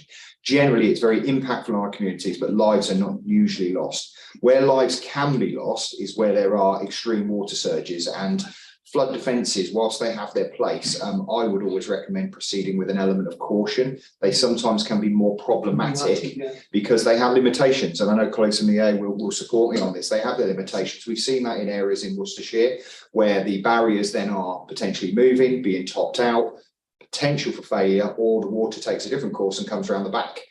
That's why I'm very pro protecting properties. Sometimes flood barriers, where flood barriers are in place and are usually on multiple tens of £1 million projects, they are often very successful, but that I don't think necessarily fits Herefordshire as well as perhaps it does in places like Upton on Severn. The other one I want to touch on is reservoirs. Whilst reservoirs, again, very, very useful, lots of farm reservoir areas. One issue that does come up is where those reservoirs are not maintained properly. And in the recent floods, we did have at least one reservoir in Herefordshire that was a threat of failure. That again creates a water surge, which can unexpectedly in the middle of the night would potentially impact on properties. That's where you could lead to loss of life. So anything that is done or considered where you would have a sudden large volume of water potentially inundating somewhere, that's where potentially you get loss of lives. In 2007, in the south of Worcestershire, where the river bank itself broke, that was one of the major issues around there. And then finally, as I did touch on, loss of life can happen on roadways as well. And I have discussed it with Councillor Harrington briefly before the meeting. Issues that I discussed with Ian Baker Hedges and with Herefordshire Council is how we manage localised flooding around our roadways and permanent flooding. Unfortunately, drivers do still have a habit of ignoring cones, driving around. We are repeatedly going to the same areas to rescue people time and time again. That puts firefighters at risk and it puts individuals at risk.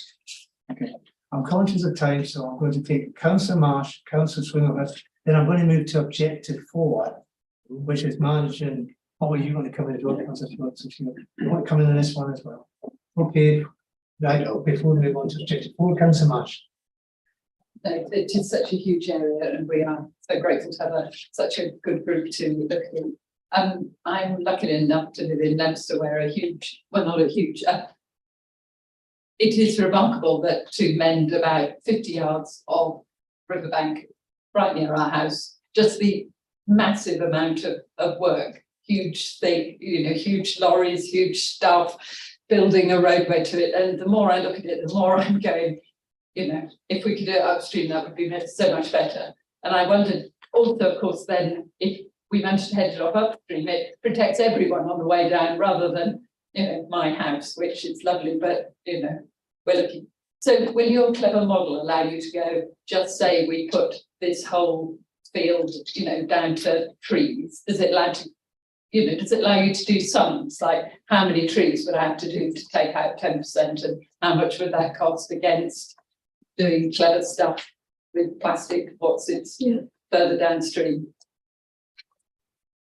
Broadly speaking, yes. We can look at the different types of interventions and natural flood management, land use practices, and the approximate impact on flows and how much that would reduce, and then what that would do to the flood outline and how that might look further downstream. I think the likelihood is you're going to need a series of interventions, so you probably need those localized schemes still. Sure. And the benefit upstream of holding and slowing water is that it allows those schemes then to perform more effectively and hopefully not over top. Yeah. You can never protect against all flooding is the caveat. Yeah, I suppose it sometimes seems to me that I'd be interested to know what percentage of the budget goes on, oh my God, let's stop it here, to actually let's head it off up there, because I'd hope over time that more and more money would go to the further upstream basically. I think you're absolutely right. I think traditionally it's gone to the place where the intervention is needed, or has been put in.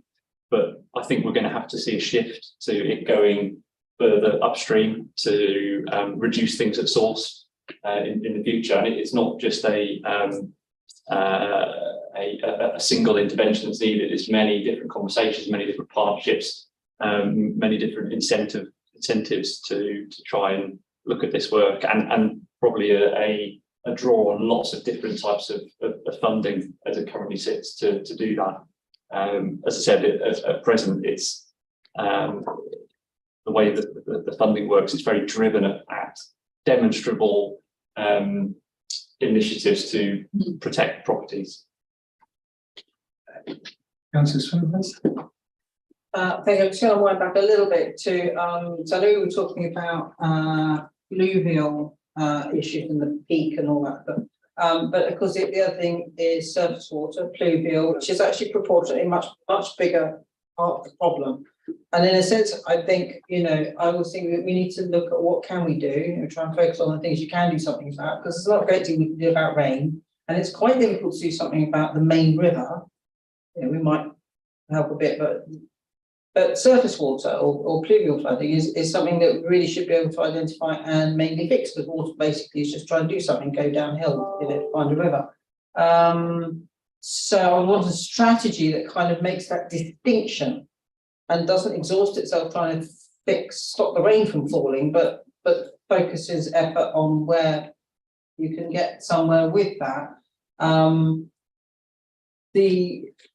The idea of sort of community resilience, communities helping themselves. I always think Yeah, community is great, but you know what, if you're the person that's been flooded, it's you, it's not the community, it's you that's been flooded. Like, the community might make a cake or, you know, whatnot, but, you know, ultimately, it's not the community you're trying to help, it's people who've been flooded.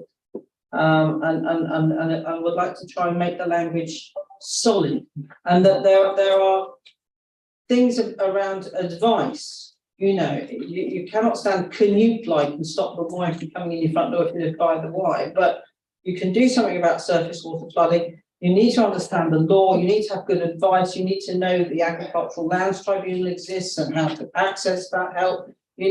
Because the other thing that we need to always keep, I think, in any strategy around this, is the impact it has on mental well-being, which is very severe. It's very severe. And the main problem is not seeing a way forward. So those of you who have not been flooded, imagine yourself in a situation where your home has been flooded and you see no way forward. You can't see how you're going to stop it happening again. You've seen your everything's been wrecked. You can't sell the home, you can't move out of the home, there's nothing you can do. What are you going to do? You know, I have a constituent who's in this bind, whose house has been flooded multiple times. What are they going to do? Now they need to see a way forward, otherwise what? What do they do? And I would like that as a council, that we keep that very much part of the picture, that we have mental well-being, and always there's a way forward, and it's good advice and it's support and it's directing people to where there is some resolution or solution, particularly surface water flooding, which can be mainly solved. Yeah, no, so just sort of working back from those points, the issue around the effect it has on the mental health of people, the position it puts them in sometimes where they're essentially blighted but can't do anything about it. Those are all representations that we've lobbied very hard at a national level, and that's made a difference, and that's made a difference to the way the EA is now considering business cases. And it's something that you're right, is that we should encapsulate that in our strategy. And the other points you're making about having a really good strategy for making sure that we have our flash flooding or our pluvial flood, you know, our sort of, essentially drains and ditches that looked after the state, that we're not getting that kind of exasperated conditions of local flooding. Because that also to your point, Councillor Snark, about the plan appearing to be all in green and amber. So the problem with plans is plans tend to be dealing with what you can do, in terms of, if you don't have the money to do something, you tend to make your plan about what you can do. So it shows green and amber because we're saying this is what we can do. I think what you're asking for, which is not a bad idea, is to have another sort of sub-layer, which is a kind of warts and all. This is what we should be doing in an ideal situation, and this is how bad the situation is. And I think we can capture that in our plan. Yeah, and I think that kind of very good point.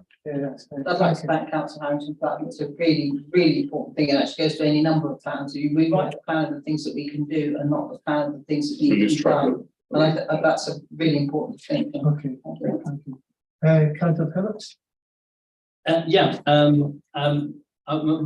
point was referring to the what we are going to, what some of the things you can do to reduce the flood risk.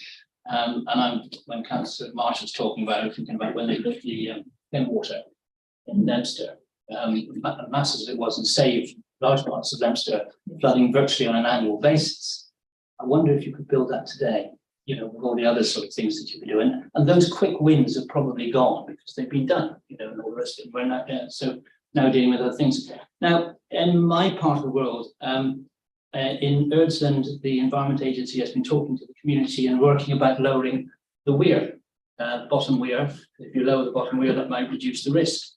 Some work has been done which identifies the fact that there may be a greater impact, particularly throughout the summer, because the rest of it, and I understand the EA has decided that that is not the preferred progression, and they will continue with property flood defence and looking at something more wider. And I think the issue here, and again with the Lentrodyne as well, and had Councillor Gandy here, you would have had her full force and full sail.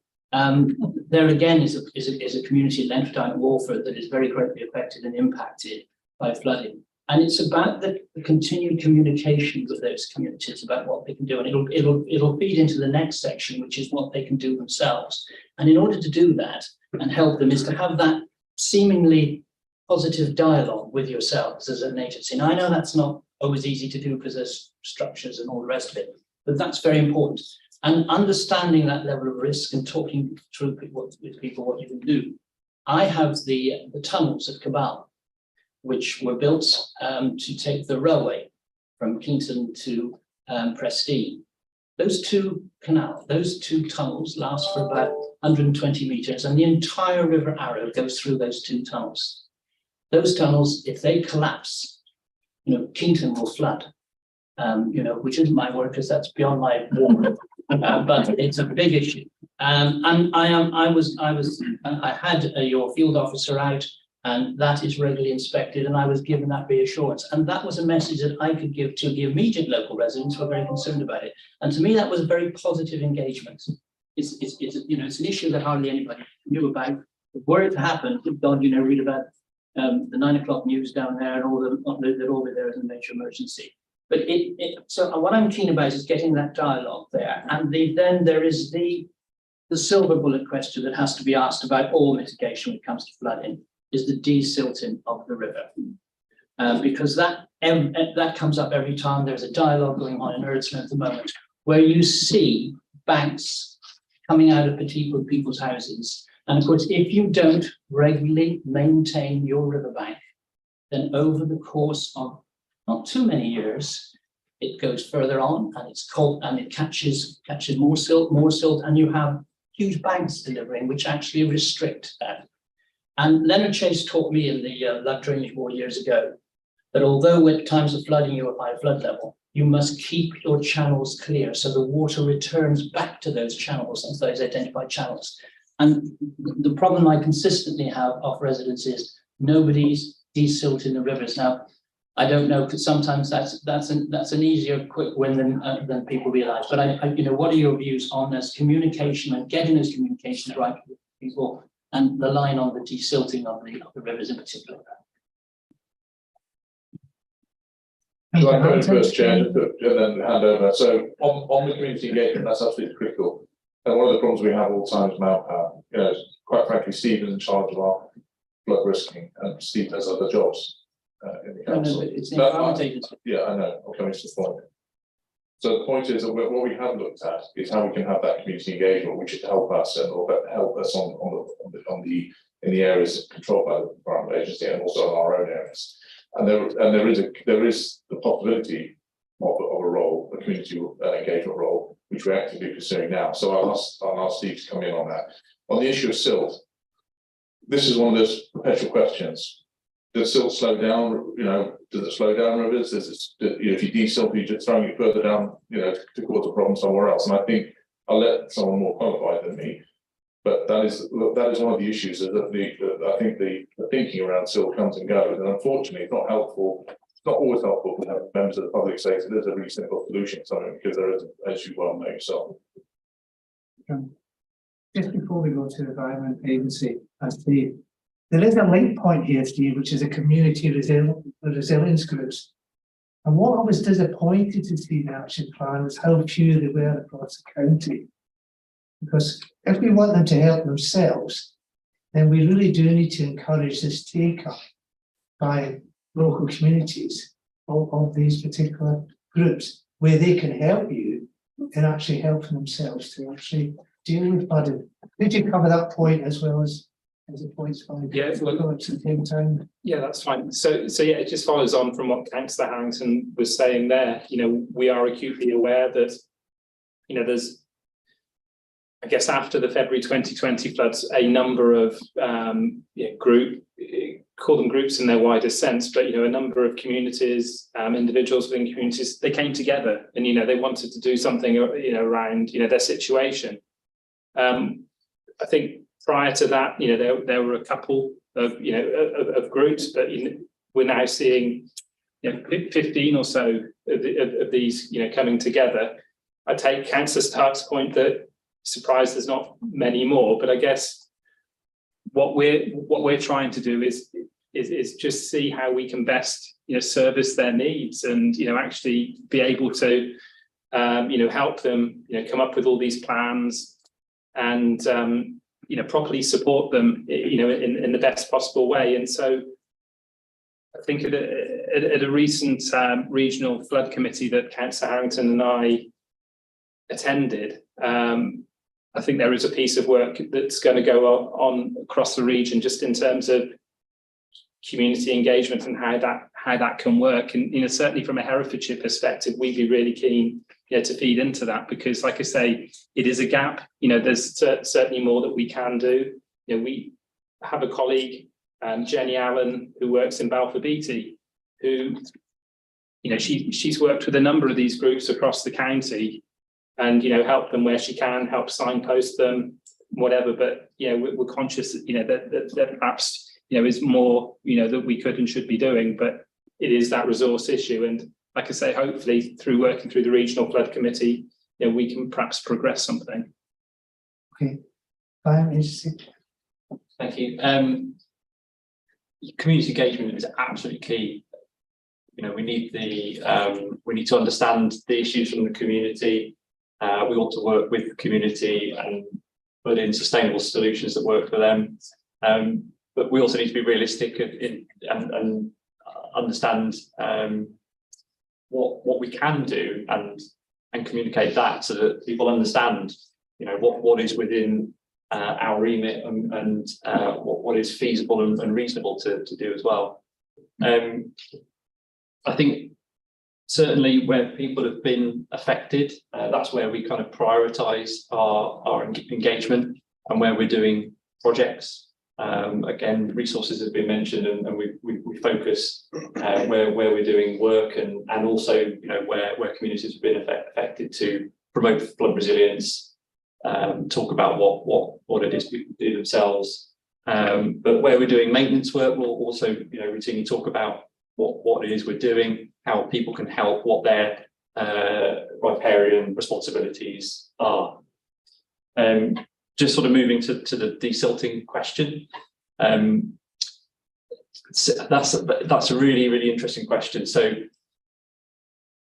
typically, if you get a large flood, that will mobilise the silt and move it, and then deposit it right back again. Some will come down and it will just deposit. I think looking at rivers, there'll be a natural movement in rivers, and natural erosion and deposition. We can look to try and reduce some of the wider silt inputs from agriculture by working with farmers, looking at buffer strips, hedgerows and things like that to limit and manage the problem. There will be certain locations where desilting is cost beneficial, does make sense to do, reduce those pinch points, and if the case can be made and we can funding for that, we'll go in and do something. I think specifically with Urdisland, certainly I know we were working with the community, and there was a proposal that the community wanted to look at doing some desilting work themselves, and we were in agreement that we could help contribute to that. And certainly we are progressing with the property flood resilience there. That's not to say that we wouldn't continue to look at the weir if there was community support for something like that. Okay, thank you. And I have the notes of the meeting in front of me. The only thing can I just say about that was, we talked about the River Arrow catchment study is ongoing. I think you do need to engage perhaps with the local member about that, because I may be able to help with the contacts that you need to get to. And we had the Go Wild and the Curl project, which did look very sensitively about land management and water management as well. Yeah. Okay, thank you. Councillor Hewitt, and then I will move on to objective 4. Thank you very much. And in looking, this is to the EA, in looking at the cost benefit analysis for interventions in natural flood management, can we link it, are you able to link it with drought management? Because one of the things that's driven the eutrophication of the water is the extraction, and we do know that actually we don't know, how much water is being extracted at any one time from all those various, I think that was out in the national news recently. So, in terms of, making an investment to a group of landowners say to support their crops in the summer months when we may well get drought as we've had this year. And that facility collecting the winter water and then protecting properties downstream. Have you looked at that virtuous circle there? Is that part of your analysis? Yeah, that's absolutely something we're doing, and it's really interesting in the sense that the funding for the flood schemes is, looking at being driven by property production, and government has said that's what that pot is for. Drought comes from a different side of things, and I know it sounds ludicrous and bonkers, but we do work with the water companies, and we do kind of engage around that. We certainly know that we need to start looking at things in a different way to create that holistic business case that isn't just drawing on flood money, and that's a discussion at sort of DEFRA Treasury level around that, but the why is a kind of a living example of why we need to do that. Yeah. Thank you. Councillor Summers? Thank you, Chair. This can be a little bit negative for a minute, not like me, of course, but community engagement. It's all very well to speak it and talk about it, but I'm afraid it's not happening very much, at least in my opinion. I've had groups I've tried to get together to work, and then they need help from professionals. When I go to certain places, I'm not getting that help. Now, we'll visit a location 10 times, we'll have all kinds of meetings, and that's costing money. But for one person to go and explain to these two people that this is how they can go about it is not happening. So I think we need this community engagement, but they need help. They need somebody to work with them, not just say, thank you, but we're not going to do it right now, we'll do it later. If somebody wants to do something, give us land or help with a flooding issue, and let's take them up on it and give them the information they need. It's not happening, sorry. Thank you. It's a fair challenge, Councillor Summers. It comes back partly to this issue about funding, but then you've got to think to yourself, well, we are super stretched, we don't have the capacity, we don't have the resources, but then we have to make decisions about what is it worth trying to find, that resource because of the, the potential rewards that we can get. So that's probably potentially something for us to look at further. Can we move on to objective 4? I would say I was really surprised by this in terms of its relative size compared to some of the other objectives. Objective 1's got 9, objective 2's got 6. You get down to plural objective 4, it's only got 1 entry, and it's all managing, warning, response and recovery. I don't think so, it certainly isn't in Ross. Can someone explain to me why there's only 1 entry in this and why it's not really more important when you're treated in the plan? Well, I shall hand the pass over to Steve Hodges in a minute, but partly it's because, as I said, as a council, we have limited responsibility for a majority of it. This is our council plan. This is not an EA plan, although it's supposed to be, and is integrated. We have limited responsibility and we have limited resources. And I suppose, therefore, that we are pretty much just, in terms of that, concentrating on trying to understand the law. So if I pass over to Steve. Just before you do, yes. We are the lead local flood authority, and we're meant to lead and coordinate flood management. Would you not think we should be maybe expanding this plan to try and include some of the work being done by our partners? Well, it doesn't mean that we trump, senior agencies at the national level, which we have to defer to, but we're working with them. But I mean, once again, it comes down to resources. Are we going to do more than in a sense that we're required to do? Possibly we should. Steve.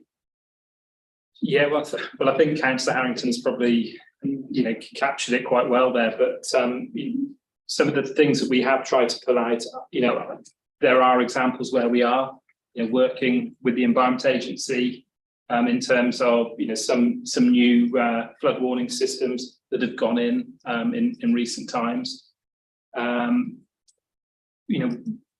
There have also been some improvements made to some of the signage to do with an area that John has highlighted at Letton, because we know that's an area that floods time and time again. So there were improvements that we could make there as well. But yeah, some of it does come down to budget, and some of it just does come down to what our responsibilities are. Yes, we are a lead local flood authority.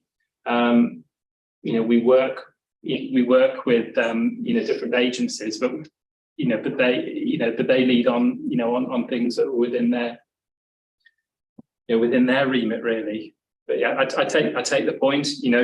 Perhaps there could be more in there, but there are other organisations who are better placed than us to. Before I bring in Councillor Phillips, the Chief wants to come in. Chief? I think probably worth outlining, because that objective 4 there really probably captures the emergency response from the emergency services and the local resilience forum. So it's probably worth just capturing our role in that. The local resilience forum, of which the local authority is a category 1 member of that, along with the fire service and police and and the environment agency and other colleagues. So there will be flood management plans through the emergency planning department, and very much those will kick in when we know that flooding is about to happen. So rather than pre-warning and informing, this is pre-warning and informing that you are about to be flooded and you may need to evacuate, rather than pre-warning and what can you do to stop it happening, because we're coming in at the point under objective 4 where it is going to happen. From that perspective, Ellie and colleagues emergency planners work very hard, and I would strongly encourage Herefordshire as a local authority to keep the level of engagement high with the local resilience forum. There also is a small funding element to the local resilience forum, which was agreed at the Chief Officers Group yesterday. It isn't a significant amount, but it maintains the local resilience forum secretariat. I believe it's between £7,000 to £10,000, something like that per year. That maintains the secretariat to give us the resilience response across the 3 counties, because it's a West Mercia forum. From a fire service point of view, we hit all of those elements that you would expect us to. So with regards to warning and informing, we will work with partners. We will come into through a silver command basis, usually chaired by the superintendent, normally perhaps Ed Williams will chair that, but the responders will come in and we will warn and inform those areas, working with the EAA when we have a prediction of what is likely to flood and the areas that are likely to be affected and the timescale on that. So that could well start in Lentwardine, North Herefordshire, Leominster, work its stuff down through Hereford, and then eventually in your area, Councillor Stark. And then we move on to the response element. The fire service has several roles in the response element. We have a dynamic role, which is water rescue. So Hereford City has a boat trained swift water rescue team, and that will be a dynamic entry ability to put a boat on the water in the most challenging conditions, potentially rescue people who are at immediate risk of death. We then also have a significant investment, and obviously I have 2 members of the Fire Authority with Councillor Phillips and Councillor Stark here, and the Fire Authority's investment plan has meant that Hereford and Worcester Fire and Rescue Service is amongst, if not the most prepared fire and rescue service in the United Kingdom for flood rescue.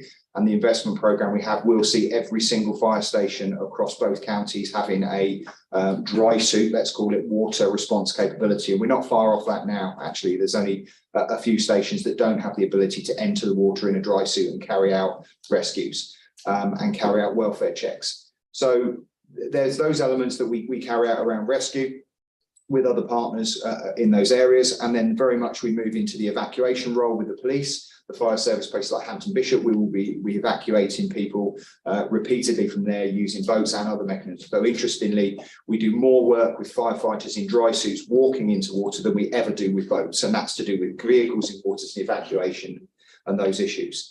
And again, throughout that, we'll be warning, informing, doing welfare checks. The third element will be moving into supporting communities who are cut off and isolated, so we can take out medications and support the communities during the response phase, supply food to those areas that are cut off and those areas where people don't want to leave their homes, but they may well be isolated or cut off.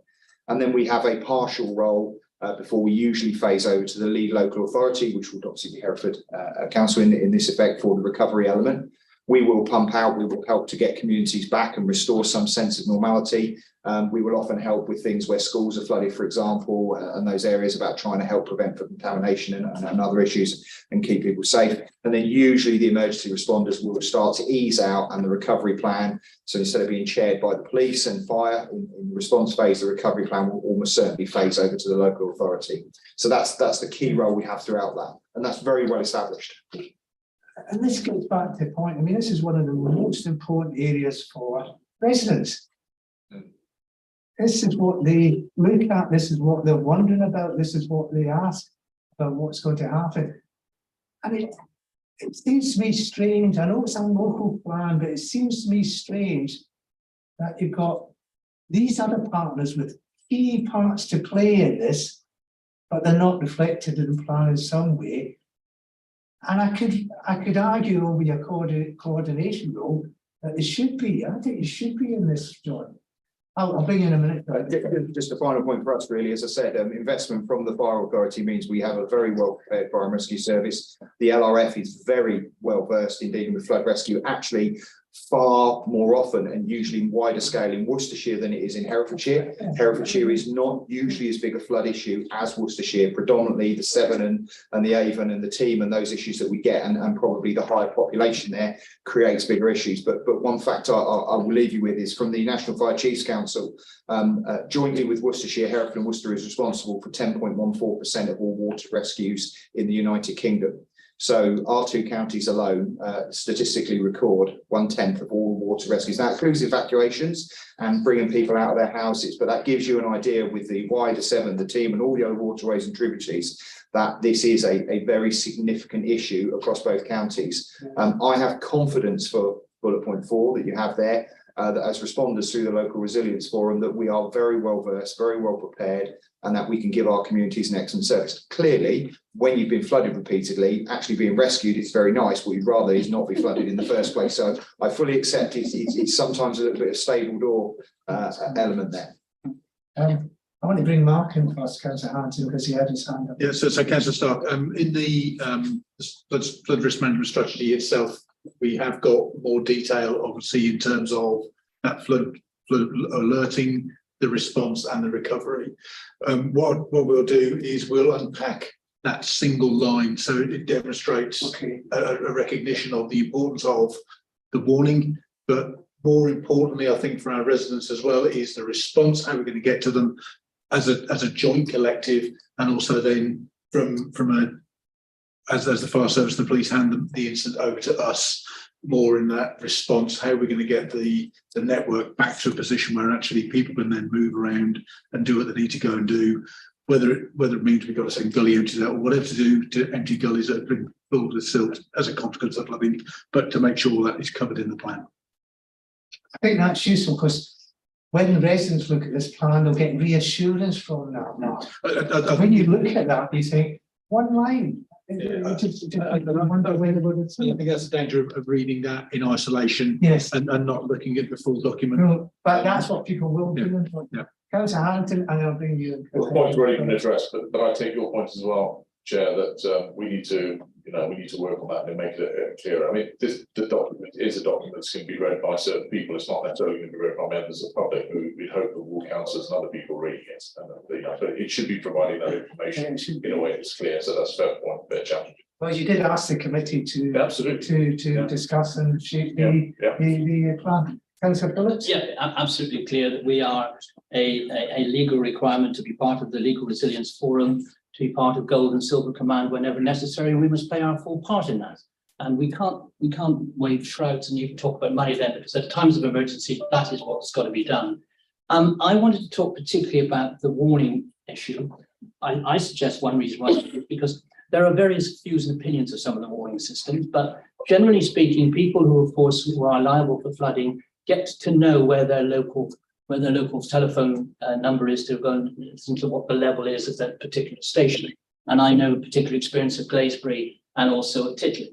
And one of the things, if my residents read this, and great to see what's happening at Alton and yours, Harold, but some reassurance that the existing ones at Titley, I mean, I keep telling them, I said, don't worry, they're not pulling the investment from Titley, because we know that in Erdsland, that whatever the level is at Titley, particularly, at about 3 hours later, it's going to hit the village. And that is very, very important. And that's the one thing you do buy is, as you said, you're up against the wall, waiting to be shot, but at least you know it's coming, you've got warning. You know, if sometimes with flooding, the first thing you know is when suddenly there's water appearing in your house, that's too late. But if you have got some warning, now, Erzland, of course, had over 20 houses flooded during the early part of 2020 in the various storms that we had there. And of course, they have a local flood group. And one of the issues very clearly there is that prior to those two, 19 and 20, that you had to go back nearly 10 years to the next big flood. So the problem is that whilst you set up a flood group, if you don't have, and we don't want regular floods every year, but people move on, people get older and all the rest of it. And so you lose that capacity. Now, what we've been doing is working with the fire authority and of course with yourselves, engage with them as well, to keep that momentum up. Because when you have a flood situation, it ain't just Erzland. You know very well it's going to be right across the catchment area. Balfour Beatty, with the best will in the world, cannot be going around closing roads because they have not got the manpower, because you can't do it. Now, when you have a local flood scheme like this, that's why local people should have access to the signs that put up the sign that says road closed. Now, there has been some official kickback of that, and I have supported them as local member to say, I don't care what Herefordshire Council or Balfour Beatty tell you, if your road is flooded, you put the signs up and you should have access to those signs. I know there's all sorts of legal issues that you have to be careful about closing the highway, but at times of emergency, and it's not just about stopping people going into floodwater, it's about stopping big vehicles who know they're not going to get flooded, creating a bow wave, and where you were that close to being flooded, this idiot goes through in some large HGV or something, and he then floods you with the bow wave. That's what we have seen in Erzland, and that's what that technicality is supposed to do. And having that dialogue, and I hope now that we've got Balfour Beatty, and the man from Balfour Beatty that was at the meeting was particularly strong on that particular issue with me. You've got to have that common sense approach to those things. So what was the other point? Yeah, so the business of Glaisbury and Titney are very important. Now, the last we all remember Mr. Mason from Clifford, who was drowned in the river, and I think he was the last local rural person to be drowned at a time of flooding about 20 years ago, when he went out to get the cattle in, and the wife saw the tractor and she saw the lights go out, the dogs and the cattle all came home, but Mr. Mason did not. Now, that is all about, we haven't had those situations because Glaisbury works, Glaisbury sends a message down. These are people who know that they farm next to the river, they know the dangers of the river, and they know that. And I think if one thing we get out of this today, and it may be the bleeding obviously may be there, is to say the reassurances of those warning systems are very important. There will always be issues about that you reconfigurated Glaisbury. I've heard all this story, and it's not as good as it was, and all the rest of it. But you've got to realise that they are very valuable and extremely important to the people downstream, because they know they've worked out that if it's such and such a level, at such and such a time, it's going to be, lapping up against my back door and such as that. So that's very important. And there can be a lot of criticism today, but we've got to make the point that those very valuable assets are protected, because all organizations come under pressure for cuts and all the rest of it. And you think, well, how valuable are they? And it's only affecting a few people, but particularly on the farmlands in particular, they are particularly valuable. So it's working with those flood groups, because when they come, no disrespect, the fire brigade hasn't got time to move poor Mrs. Miggins in Erzland with her furniture and move her all outdoors. That's where the community comes in to do that. And when you have that cooperation, because frankly, the emergency services are not going to be able to be there because they're everywhere, all over the county. So where you've got flood groups, you've got to work with them and be practical with them. And also we've got to keep this sort of regular maintenance of what they're doing throughout the years, because otherwise it just dies down and the capacity for the emergency goes as well. I'm going to take Councillor Harrington, Mark, Councillor Swinglehurst, Councillor Summers, Councillor Hewitt, then I'm going to move on to Down Fire, because we are running out of time. Yes. So Councillor Harrington. Just I'll be as brief as I can. So I totally agree in relation to making sure we work with flood protection groups. Unfortunately, we don't have enough of them. So I think your point, which you probably know yourself, is got to go further to allowing PCs to do this. So if there's a subgroup of PC, many people like that, community councillor Candy's husband wanted to go out and put signs up and couldn't. So that is something we're discussing, how we can, and you're quite right that there's a balance between common sense and legality. We don't want to be causing accidents, but on the other hand, we don't want to be causing the fire service and everyone else to be overstretched. So that's something we're actively looking at. So it's a valid point, and I think if you want to make that a point that we follow up, because that's in relation to the warnings. This is a conversation we've had. I've had it with with chaps from the DA today. That we normally get good, accurate information, and something changed probably this year that made the information not as accurate. So whereas we were getting told that 5.1 meter peak at a certain time, it was pretty much bang on, and perhaps we got a bit kind of we got used to it. We expected that, and when it wasn't as accurate, it made a difference. And it comes back to the point you made that if you get notice, then that makes a huge difference. The EA might be able to just briefly come in on that one. We didn't think there was a particular reason why that happened this year, but they're very conscious of it.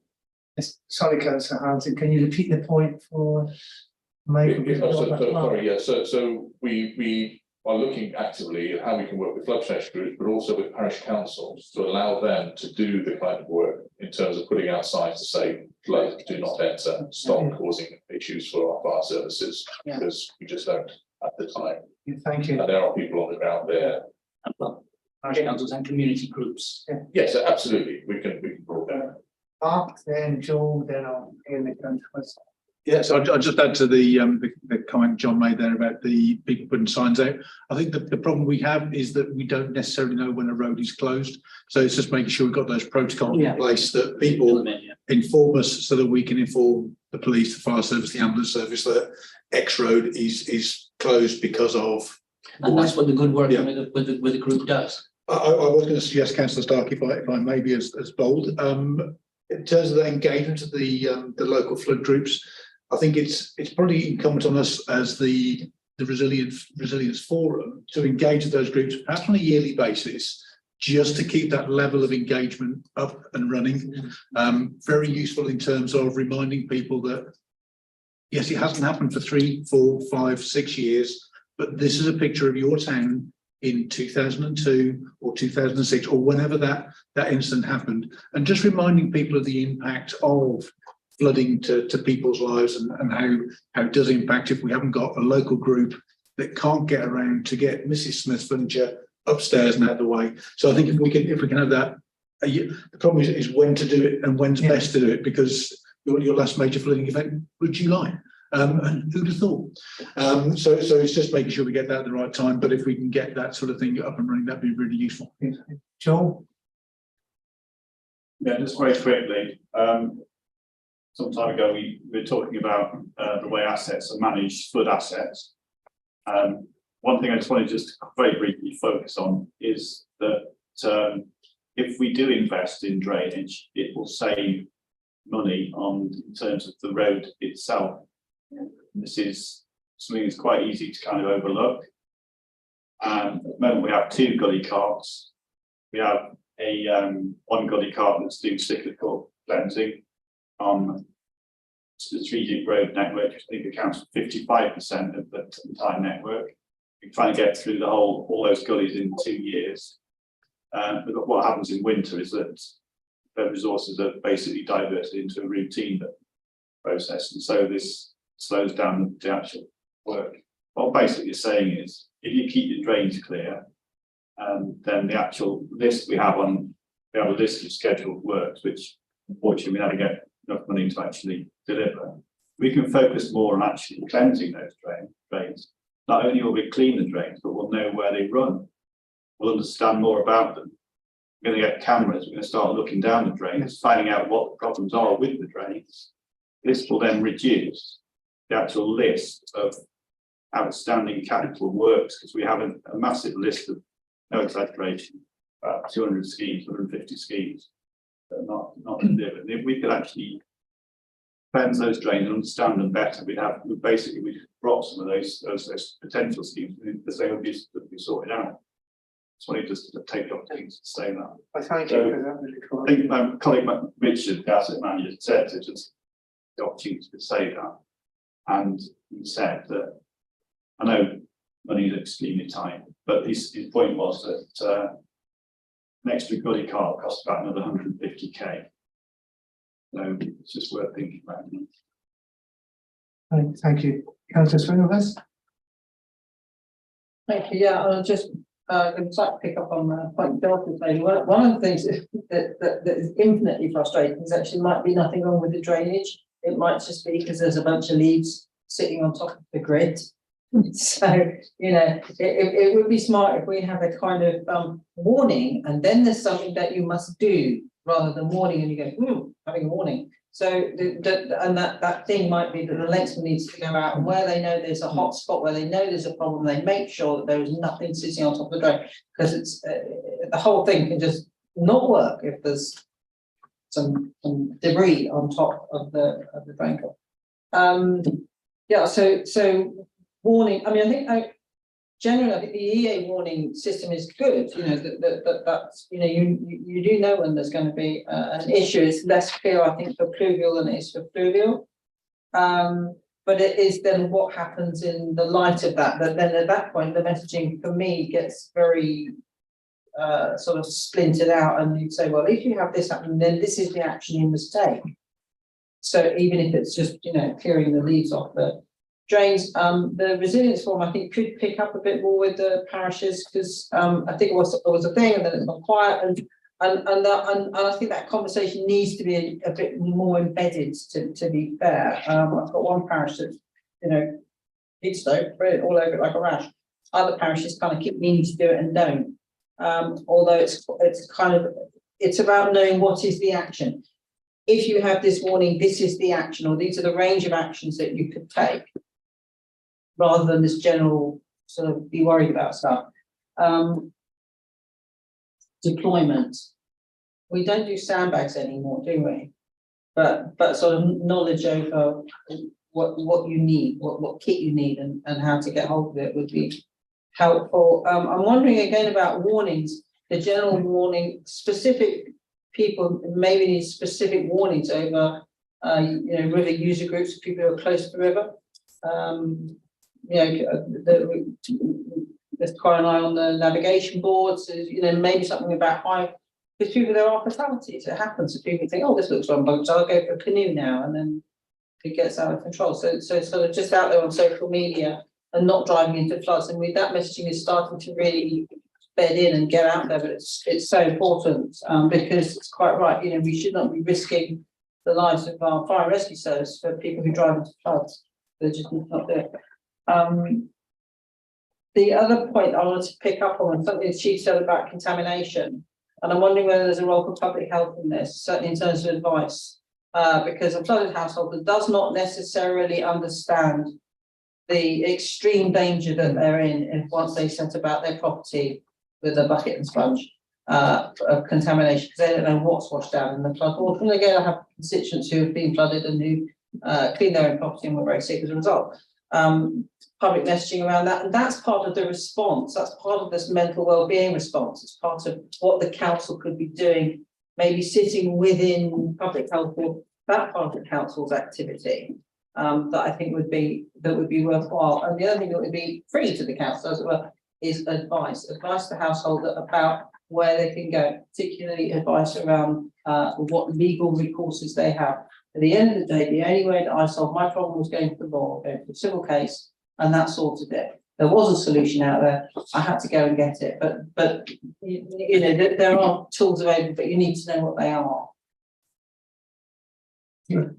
Just very quickly on the contamination one, I couldn't agree more. That is a role that the West Mercia Local Resilience Forum, in its warning and informing, will carry out during flooding events and in those areas that are affected. It's part of the messaging that we do deliver.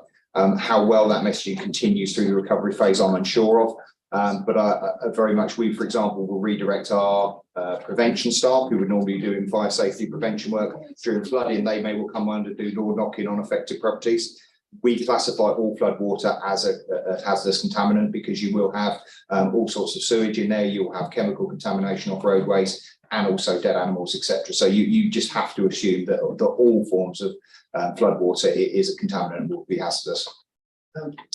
While the chief is on, we're getting close to having to stop this debate. Councillor Swinglehurst, is this a good time just to pick up any points you have in drought and fire? I'll bring Councillor Hewitt in. I think it probably would be really good to get that into the local resilience forum, conversations with parish councils. So it came to my attention this year. Obviously, the drought. But one of my areas is a wooded area which has one road on. There's no other point of exit. So if there had been a fire in that woodland,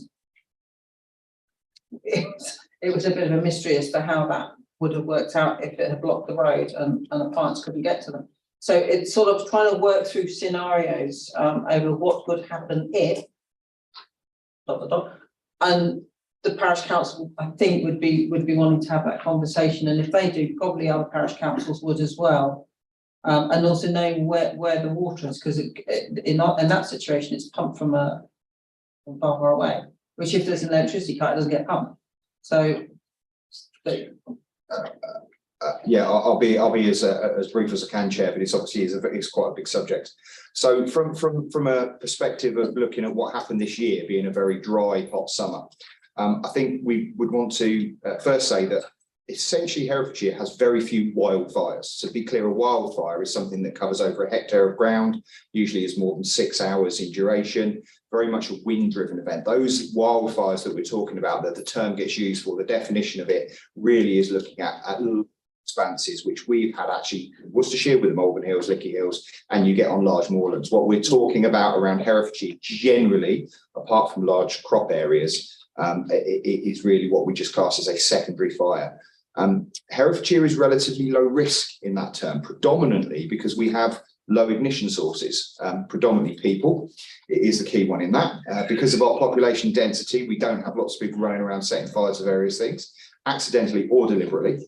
We have low levels of malicious ignition, and the ignition sources are relatively small for us. So I've looked at the statistics and the figures around the fires, and we cannot escape the fact we live in, and I'm a Herefordshire resident, we live in a beautiful county that is green, and without at all appearing to sound sarcastic, when green stuff turns brown and dry in the summer, it will catch fire. Okay, so it's very, very difficult to try and say to a beautiful rural county that you need to get the green stuff away from all the buildings, because that generally goes against what our communities want, and they want to live in green, pleasant places. Woodlands don't generally catch fire and burn. Predominantly in the summer, they will be green. They stay green. There are certain types of woodlands, coniferous woodlands, etc., that do have the ability to do that. Usually slope, wind, and lots of other things come to it. So I wouldn't want to over-exaggerate the risk of your example of one roadway through a woodland if that woodland caught fire. Now, sometimes woodland maintenance, and the maintenance is a significant issue, because modern ecological practices now want to leave all debris, usually in these areas, to rot for the right environmental reasons. That clearly significantly increases the fire loading at ground level in those areas, particularly where the woodlands are brashed and the lower limbs are cut off and dumped, whereas before they may have been removed. So fuel loading is an example, and this is a very large issue in America now, where they've prevented lots of fires in rural areas, and the loading is now creating what they class as a mega fire that they can't stop. From our perspective, water supplies are a consideration, but they're not always the tactic that we would take in a large fire, a wildfire, or those type of examples. We've got a significant investment in off-road vehicles, so we can get around in off-road vehicles. We don't always have to use roadways, we can cross fields, etc. And there is one based in Hereford City. We also cruise, carry, and backpack water sprayers, so we can go by foot. And we also use a number of other techniques using high-powered air blowers, believe it or not, will actually put fire out rather than make them go worse. You can also backburn, so you can pre-burn and get ahead. So we're very well versed in those tactics, but generally speaking, across Herefordshire, you will get small areas of vegetation, maybe a couple of acres, sometimes hedgerows will catch fire, and we will get on top of it. And also, because of the land being so extensively farmed, things will be green and brown at different times of the year. When you've got one mass expanse that is all dry at the same time of year, so if you're looking at wheat, barley, maize, all these other crops, well, they create natural fire breaks, some of them, because they're green when other bits are brown. So the management of it, I don't think we should be alarmist. I don't think it is enormously high risk across Herefordshire. That's not to say that we don't always have the potential for a fire of that nature to then impact on a property and put people's lives at risk. As I said, usually the elevation and wind is what will create the problem. And the biggest risk we potentially face is when you get a large fire and either firefighters, or in particular the public, can't outrun it when they get caught by it. That's not a massively highly likely scenario because we don't have the more than 30-degree slopes, etc. And it is to do with humidity and temperature and wind speed. Where you've got large hilly areas, those are the places that come into it. So all of the advice that we would want to give, and we will do more information next year. We're going to do some work to get out towards and give information to parish councils in particular, because this has been raised obviously this year quite widely. We need to be careful with our advice, because my advice from a fire service perspective would be cut the vegetation and trees back around your properties, create fire breaks. As somebody that lives in a rural area, I don't want to cut all that back around the side of my house and around it. I really like the wildlife and living in that environment. So there has to be a balance with the way people want to live their life. And then it is just about knowing where those water supplies are and knowing where the entrances and exits are. And from a fire service point of view, we're going to do work around the counties to review, particularly where those properties that we've got are in the isolated rural areas. Those are the ones that are predominantly at risk. Just quickly, when you're putting advice together, I think also advice not to have bonfires or barbecues, both of which I witnessed on the hottest day of the year when there was a general, we could, go up in smoke. I couldn't echo that sentiment more clearly. That is our messaging across there. Again, when you get nice summer weather, it is challenging to stop people doing what they want to do. Disposable barbecues. Clients had to attend one of those. Yep, and we will again in the future. I have absolutely no doubt we will. People want to have those activities at night time and in the evening. I say disposable barbecues have been in the press a lot, and I made a point of saying they are. And I was speaking at Worcestershire's council meeting very recently on this subject. They are an issue. They're not the only issue. Like I said, ignition sources can be wide and varied. Farm machinery is also an issue. Maintenance farm machinery. We will always, around harvest time through July into October, we will go to quite a reasonable amount of farm machinery vehicles that will, whilst harvesting, catch fire. That then will spread to the field. Is it practice for such machines to carry an extinguisher? Doesn't really help, unfortunately. The modern farm machinery, particularly harvesters, are so boxed in. The fire will usually be fairly deep seated and you can't physically get to it. And it's usually the build up of debris inside the vehicle rather than something you could actually do externally.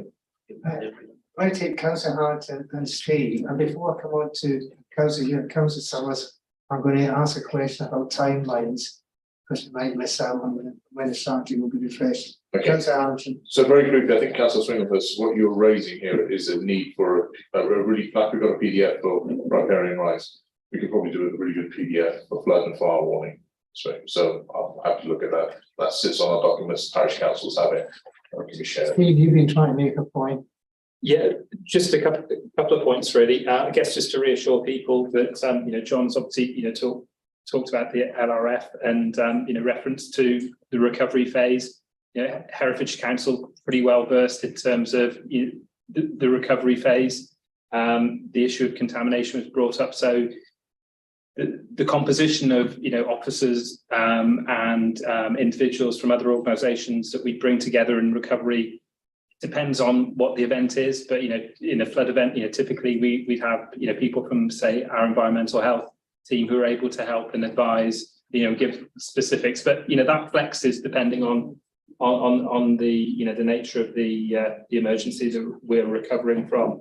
And I guess the other point as well was just about after the February 2020 floods, the sheer scale of what we saw as part of the recovery. Officers from not just from the council but from other agencies as well, we all convened down here in the atrium and went out across the county immediately after the flooding, just to try and help signpost people, support people as best we can. And I'd hope truly that going forward, if such an event should happen again, that we'd be able to have be able to mobilize en masse like that and get into some of these communities far quicker than we have previously. Could I just ask you this question before I go on to Councillor Stewart? Could you tell us when the flood risk management strategy is going to be refreshed and what the timeline is for that happening, so that if we need to be at least informally involved, we don't have to these. So the review and refresh of the local strategy, that's something that is part of Balfour Beatty's annual plan. One of the actions within there. So, you know, we are looking between now and, you know, the end of March, you know, to have, you know, reviewed what's out there, you know, try to bring this up to date, you know, try and feed in, you know, some of the feedback that we've had, you know, from today. But yeah, so really, yeah, timelines, you know, we're really looking at, you know, between now and March to have done, you know, a bulk of the work. But that won't mean that, you know, the strategy is, you know, ready, because, you know, there will be, you know, governance and what have you that would need to be carried out, you know, probably over the summer, you know, just to, you know, to get that, you know, adopted. Steve, I'm still not quite clear, because at the moment we're doing lots of annual checks of something that now is a little way further back. You're saying that the main document is going to be rewritten this year. Could you just clarify that for us? Yeah, so the local flood risk management strategy, it was adopted by the council back in 2017. So local strategies are one of the many things that as a lead local flood authority, you know, we need to have in place. They have a lifespan of 6 years, so, you know, we're right on the cusp of, you know, needing to review and refresh that. So yeah, it's the local strategy, you know, the overarching document, you know, that we have as a lead local flood authority that we're looking to review and refresh. And I guess the prime, you know, document that we'll be using as part of that exercise will be the Environment Agency has published a national strategy. So, you know, we will be you know, making sure that our local strategy is consistent, you know, with what's been published nationally, because that has also been refreshed over the period as well. But yeah, that's what we're doing. If you were pushed to make a guess at when you would be actually expecting to publish that, would that be late 2023, 24, or just so we've got some idea? Yeah, so when we might come. So I'm assuming that, you know, we'd probably be looking at summer next year, I would have thought. Yeah. I just want to ask one more question, then the last two interventions will come from Councillor Summers, then we will stop. The attendees can go then, because we'll want to consider our findings, and we have a couple of internal items to deal with, and we don't need the attendees for. My last point is to do with objective 5, and I don't want to lose this. You do talk there about appropriate planning policy. Now, many of us have come across inappropriate land use, inappropriate land clearance, which causes a sort of runoff that not only enters the rivers, but can create mud on the road, can create road traffic collisions, can actually be quite damaging in terms of its secondary effects. So my last question before I bring last the council, then I'm going to close it after that. Are we doing enough to enforce planning policy when it comes to inappropriate land clearance and use? So in relation to the existing strategies and policies we have, I think we, well, barring having enough resource to go out and check everything, which we, you know, no matter where we would, I think we are compliant with that. Thing is, we are in a different world now. It's not, you know, one administration or another. Things have moved on. We do not want to be building on floodplains. We do not want to be encouraging people to be farming in areas where we're producing, you know, pasture land into arable land and having runoff into our roads and streams and rivers and brooks. And that's all being considered as part of the strategy and local plan. And that's all being fed back into in terms of supplementary policies. And, you know, this is the time for us right now, forming those policies to say that we don't want that anymore. Yes, and Steve, I think a reference to the review of the local plan and making sure that it is influenced, Steve, by what's in here. because that joined up approach here. Finally, Councillor Hewitt and Councillor Summers, and then I'm bringing the debate to an end. Thank you. So yeah, I'd just like to pick up on the idea, thank you, Chair, of engagement and engagement with parish councils, because I think this is pretty critical. In my own ward, it isn't big communities that have been flooded, it's isolated houses or particular house and then 3 houses here and etc. etc. And I think what would be really helpful in terms, because we talked about local flood resilience groups, is that actually the parish council takes a responsible role in relation to this for their parish, because it's very hard to fight if you're just one house. You can't be your own local flood resilience group. You need to actually have, you know, the force of the community behind you saying, okay, these are areas. And I think in terms of the parish councils, they can easily make their own map of pluvial flooding. So, you know, you can have a parish council and it's their role to register every single bit of road where there's a problem with, you know, water sitting, because, and then investigating whether it's X, Y, and Z. So that's the first thing. But the other part of it, and the problem that I've come across locally, is road flooding underneath a little road bridge that crosses the Ponty Western. And the problem that the parish council have had is the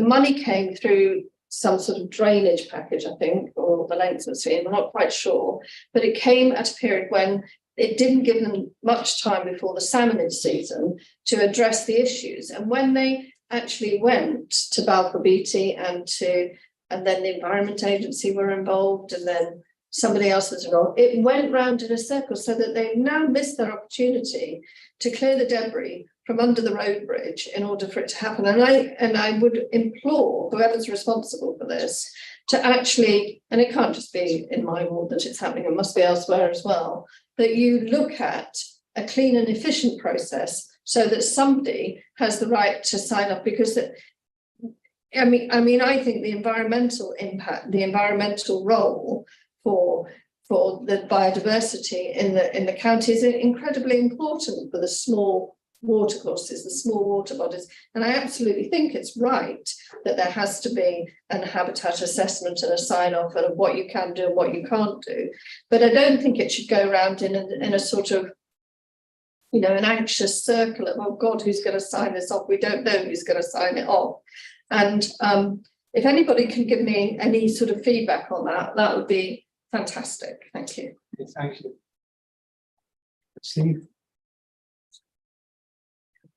Well, I was actually going to ask Joel if he could perhaps comment just on the point in terms, because this has come up elsewhere, isn't it, Joel, in terms of the logging of assets within the locality.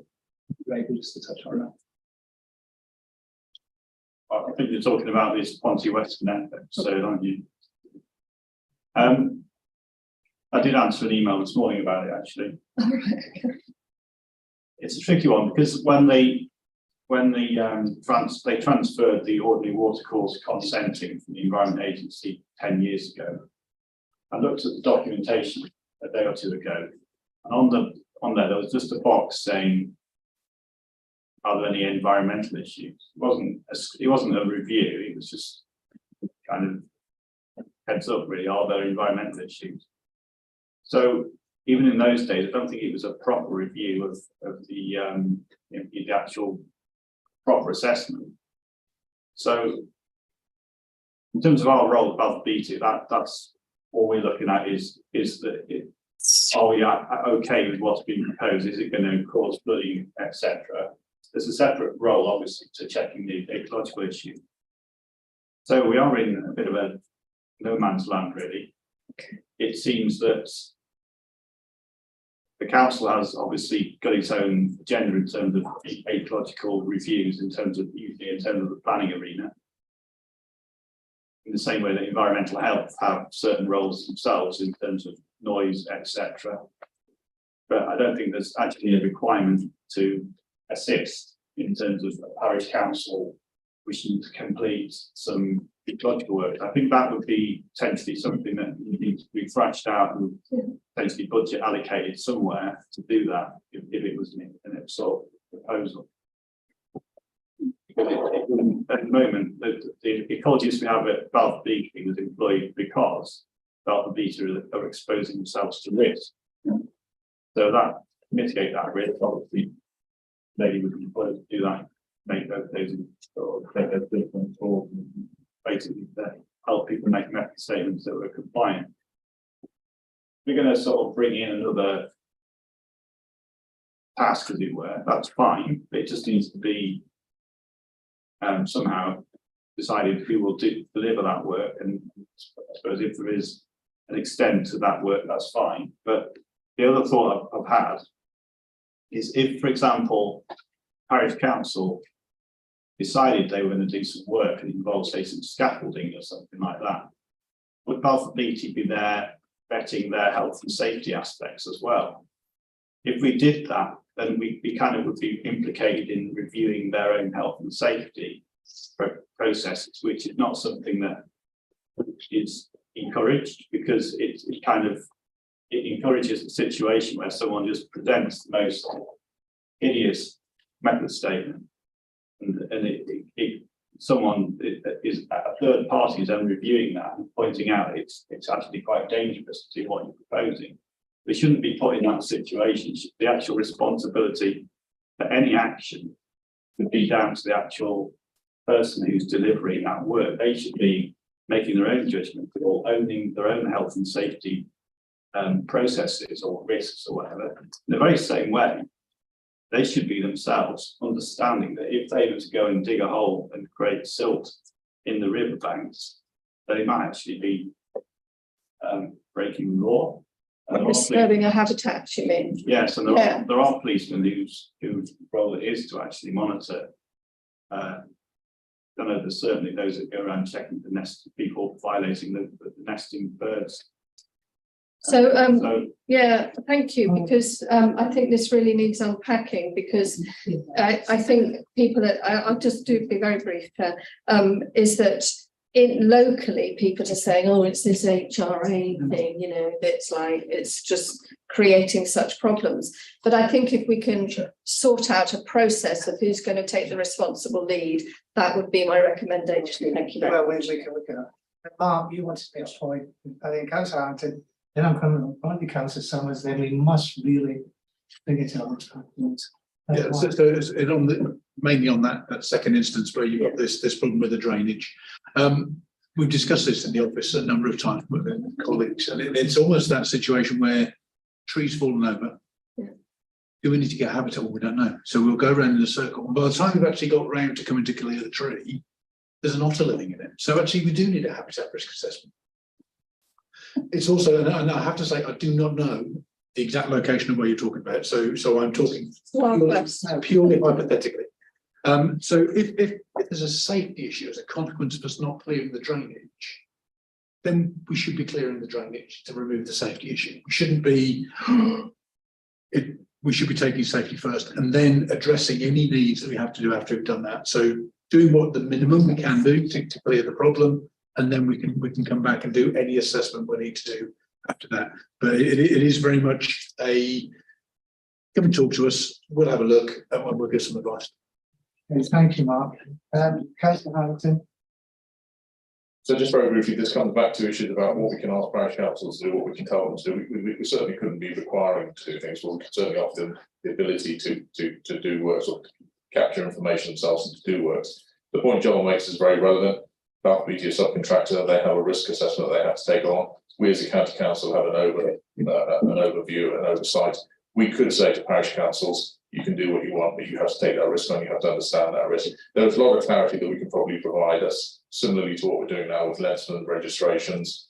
Saying if you want to do things, you can, you don't have to have all the licenses that previously Balfour's acting in our direction said you have to. You can actually do things more, but someone has to understand the risk and someone has to accept and own that risk. So we can look at that and provide that clarity. Okay, thank you. Councillor Summers, Mine is pretty simple. I lived with sump pumps for an awful lot of years, like my insurance now. the flood resilience, is there any talk about sump pumps in some of these houses that flood regularly?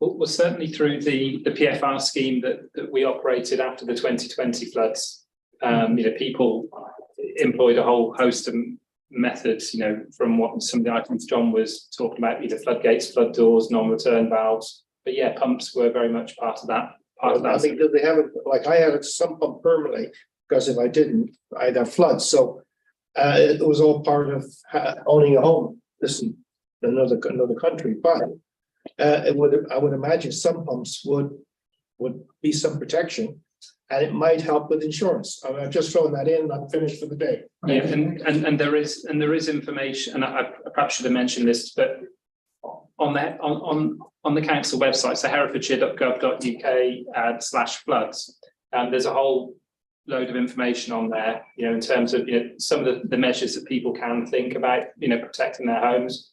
There's quite a bit of information, and we do try to keep it up to date. And in some cases, we do signpost people, to exemplar, things that are happening elsewhere. But yeah, do have a look on that, and there's quite a few things on there. And I guess the other thing I should have mentioned as well was the idea of a leaflet. We have produced leaflets historically. The comment we've often had is almost as soon as you print them, they're out of date. People can't find them. So what we tended to do is direct people to our web pages, because again, we try to condense and get that information together in one place.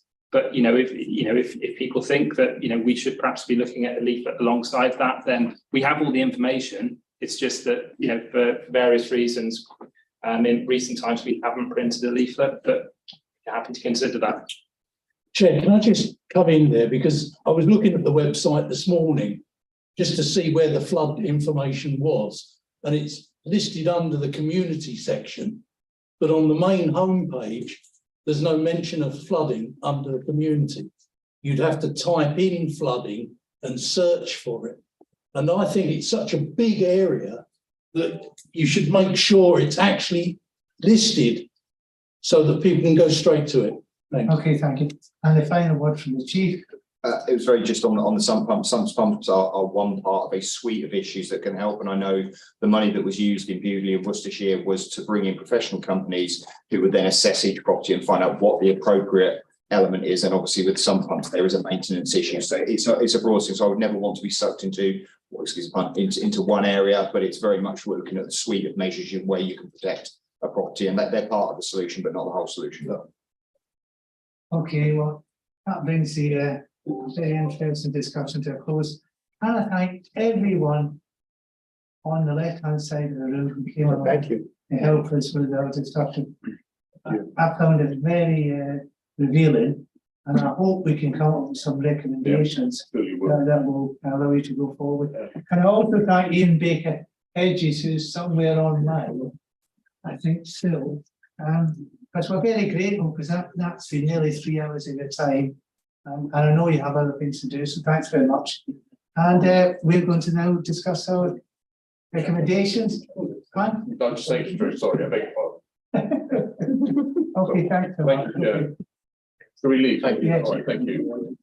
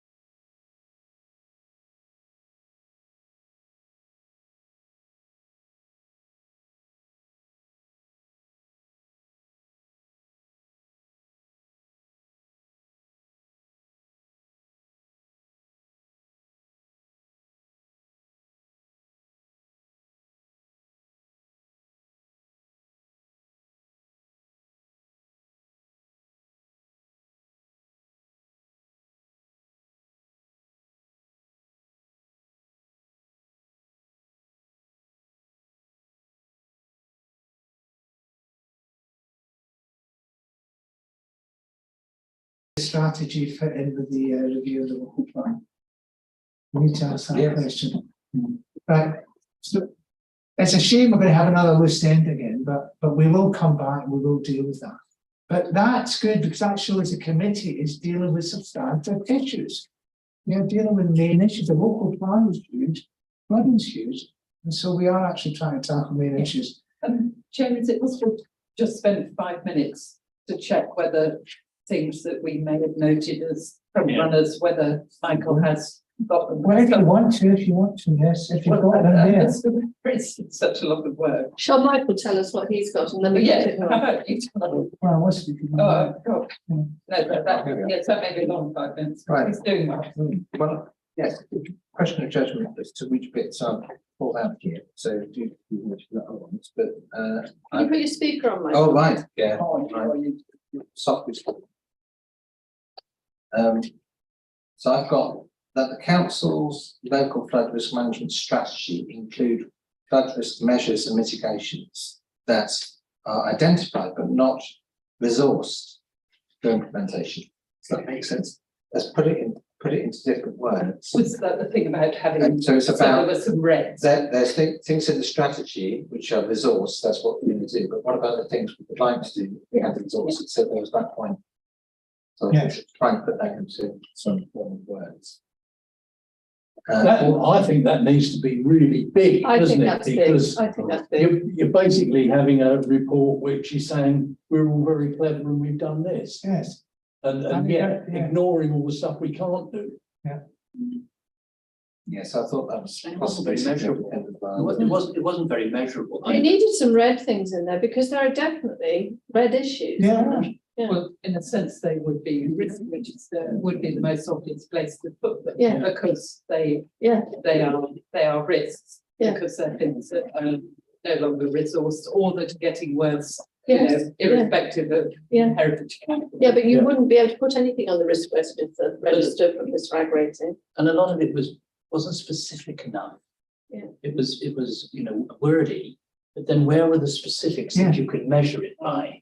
So that you know how far on that journey you're going. Yeah. When you said it was too small, I apparently came back and said, well, actually, it needs to be more measurable anyway. Yeah. Because even when you do it up like that, I found difficulty saying, well, if I come back to this in 6 months, 12 months' time, where's progress? Yeah, Yeah. And unless you can show a path of progress, yeah, no document is ever Unless you've got something you can measure to. exactly. yeah. I mean, there were some timescales in there, most of them had been achieved, Yes. Which is nice. which is nice, but you have to be confident that they have been achieved, and do they need to be reviewed, or at what stage are they reviewed? Chair, if I may, I think this further exploration on this clarification might be useful, but what I think we're talking about here is the difference between planned and resourced actions and the risks of those versus a risk mapping, which may not be the same things as the council's doing. So there's one thing here about this is what the council's doing, are we on target? But there's another issue altogether Yeah. about the risks of flooding that are known, And that because not all of those may be covered in actions. Yeah. So obviously, like any organisation, the council is going to programme what it can resource and what it can do. But that's a different matter to the wider issue of flood risk mapping. And there may be, with clarification, a gap here because they may have planned upon things which they want to show that they're doing, or we are doing as council, rather than the wider issues. And also it doesn't give them a powerful position to lobby to say that, we're doing what we can, but the risks are bigger than we can manage. Yeah, But well, Mark- councillor Chance's, the climate, the adaptation plan was obviously going to be a helpful Yeah. step towards that. Yeah, But Mark Arville did agree, when I pressed him, that they will bring those points, those wider points from the strategy into the action plan. But the point, like Louise, here's a clear measurement for me. They've got very few flood groups. Yeah, very few, I was disappointed. So you'd have an objective, well, shall we have an objective that we have 10? Yes, I've just picked that number out of thin air. yeah, And then if you haven't got to 10, you explain why you haven't got 10, Yeah. and the rest of it. And for me, that was, that's an example of, well, Yeah. I want something a bit more specific, because if you have got key areas that do repeatedly flood, and you may not stop them flooding, but have you got those community groups in there to liaise, We'll be able with? to My get- issue was very much how they're liaising with those Because communities. John Harrington did say that they were trying to find a resource for a community liaison. That should be. It isn't. There's no time to allow you to measure They progress. must talk. They want to talk to the environment agencies. And Like my what point was is, there's no ambition. Yeah. Both of that they'll do it themselves. Yeah. Sorry, Chair, I've got to, I might be able to step back in. I don't know how long this will take. Well, I know we're gonna have to finish at 5:07, or we're gonna have to vote to extend the meeting. Haven't we? Should we do the work No, no. programme? I was wrong when I said that we couldn't. I'm on duty from 6 till 6, so I'm off. So shall we do the progress report and the work programme? Then call the meeting to a halt. And then, as I said, Michael and I can work on these. If you want to email Jenny, any of you, any points that you want us to pick up, as in observations or I recommendations. was going to do so. suggest that. I know that's a pain, Elisa, but No, that's fine. it was a conversation that really did, I think, it is.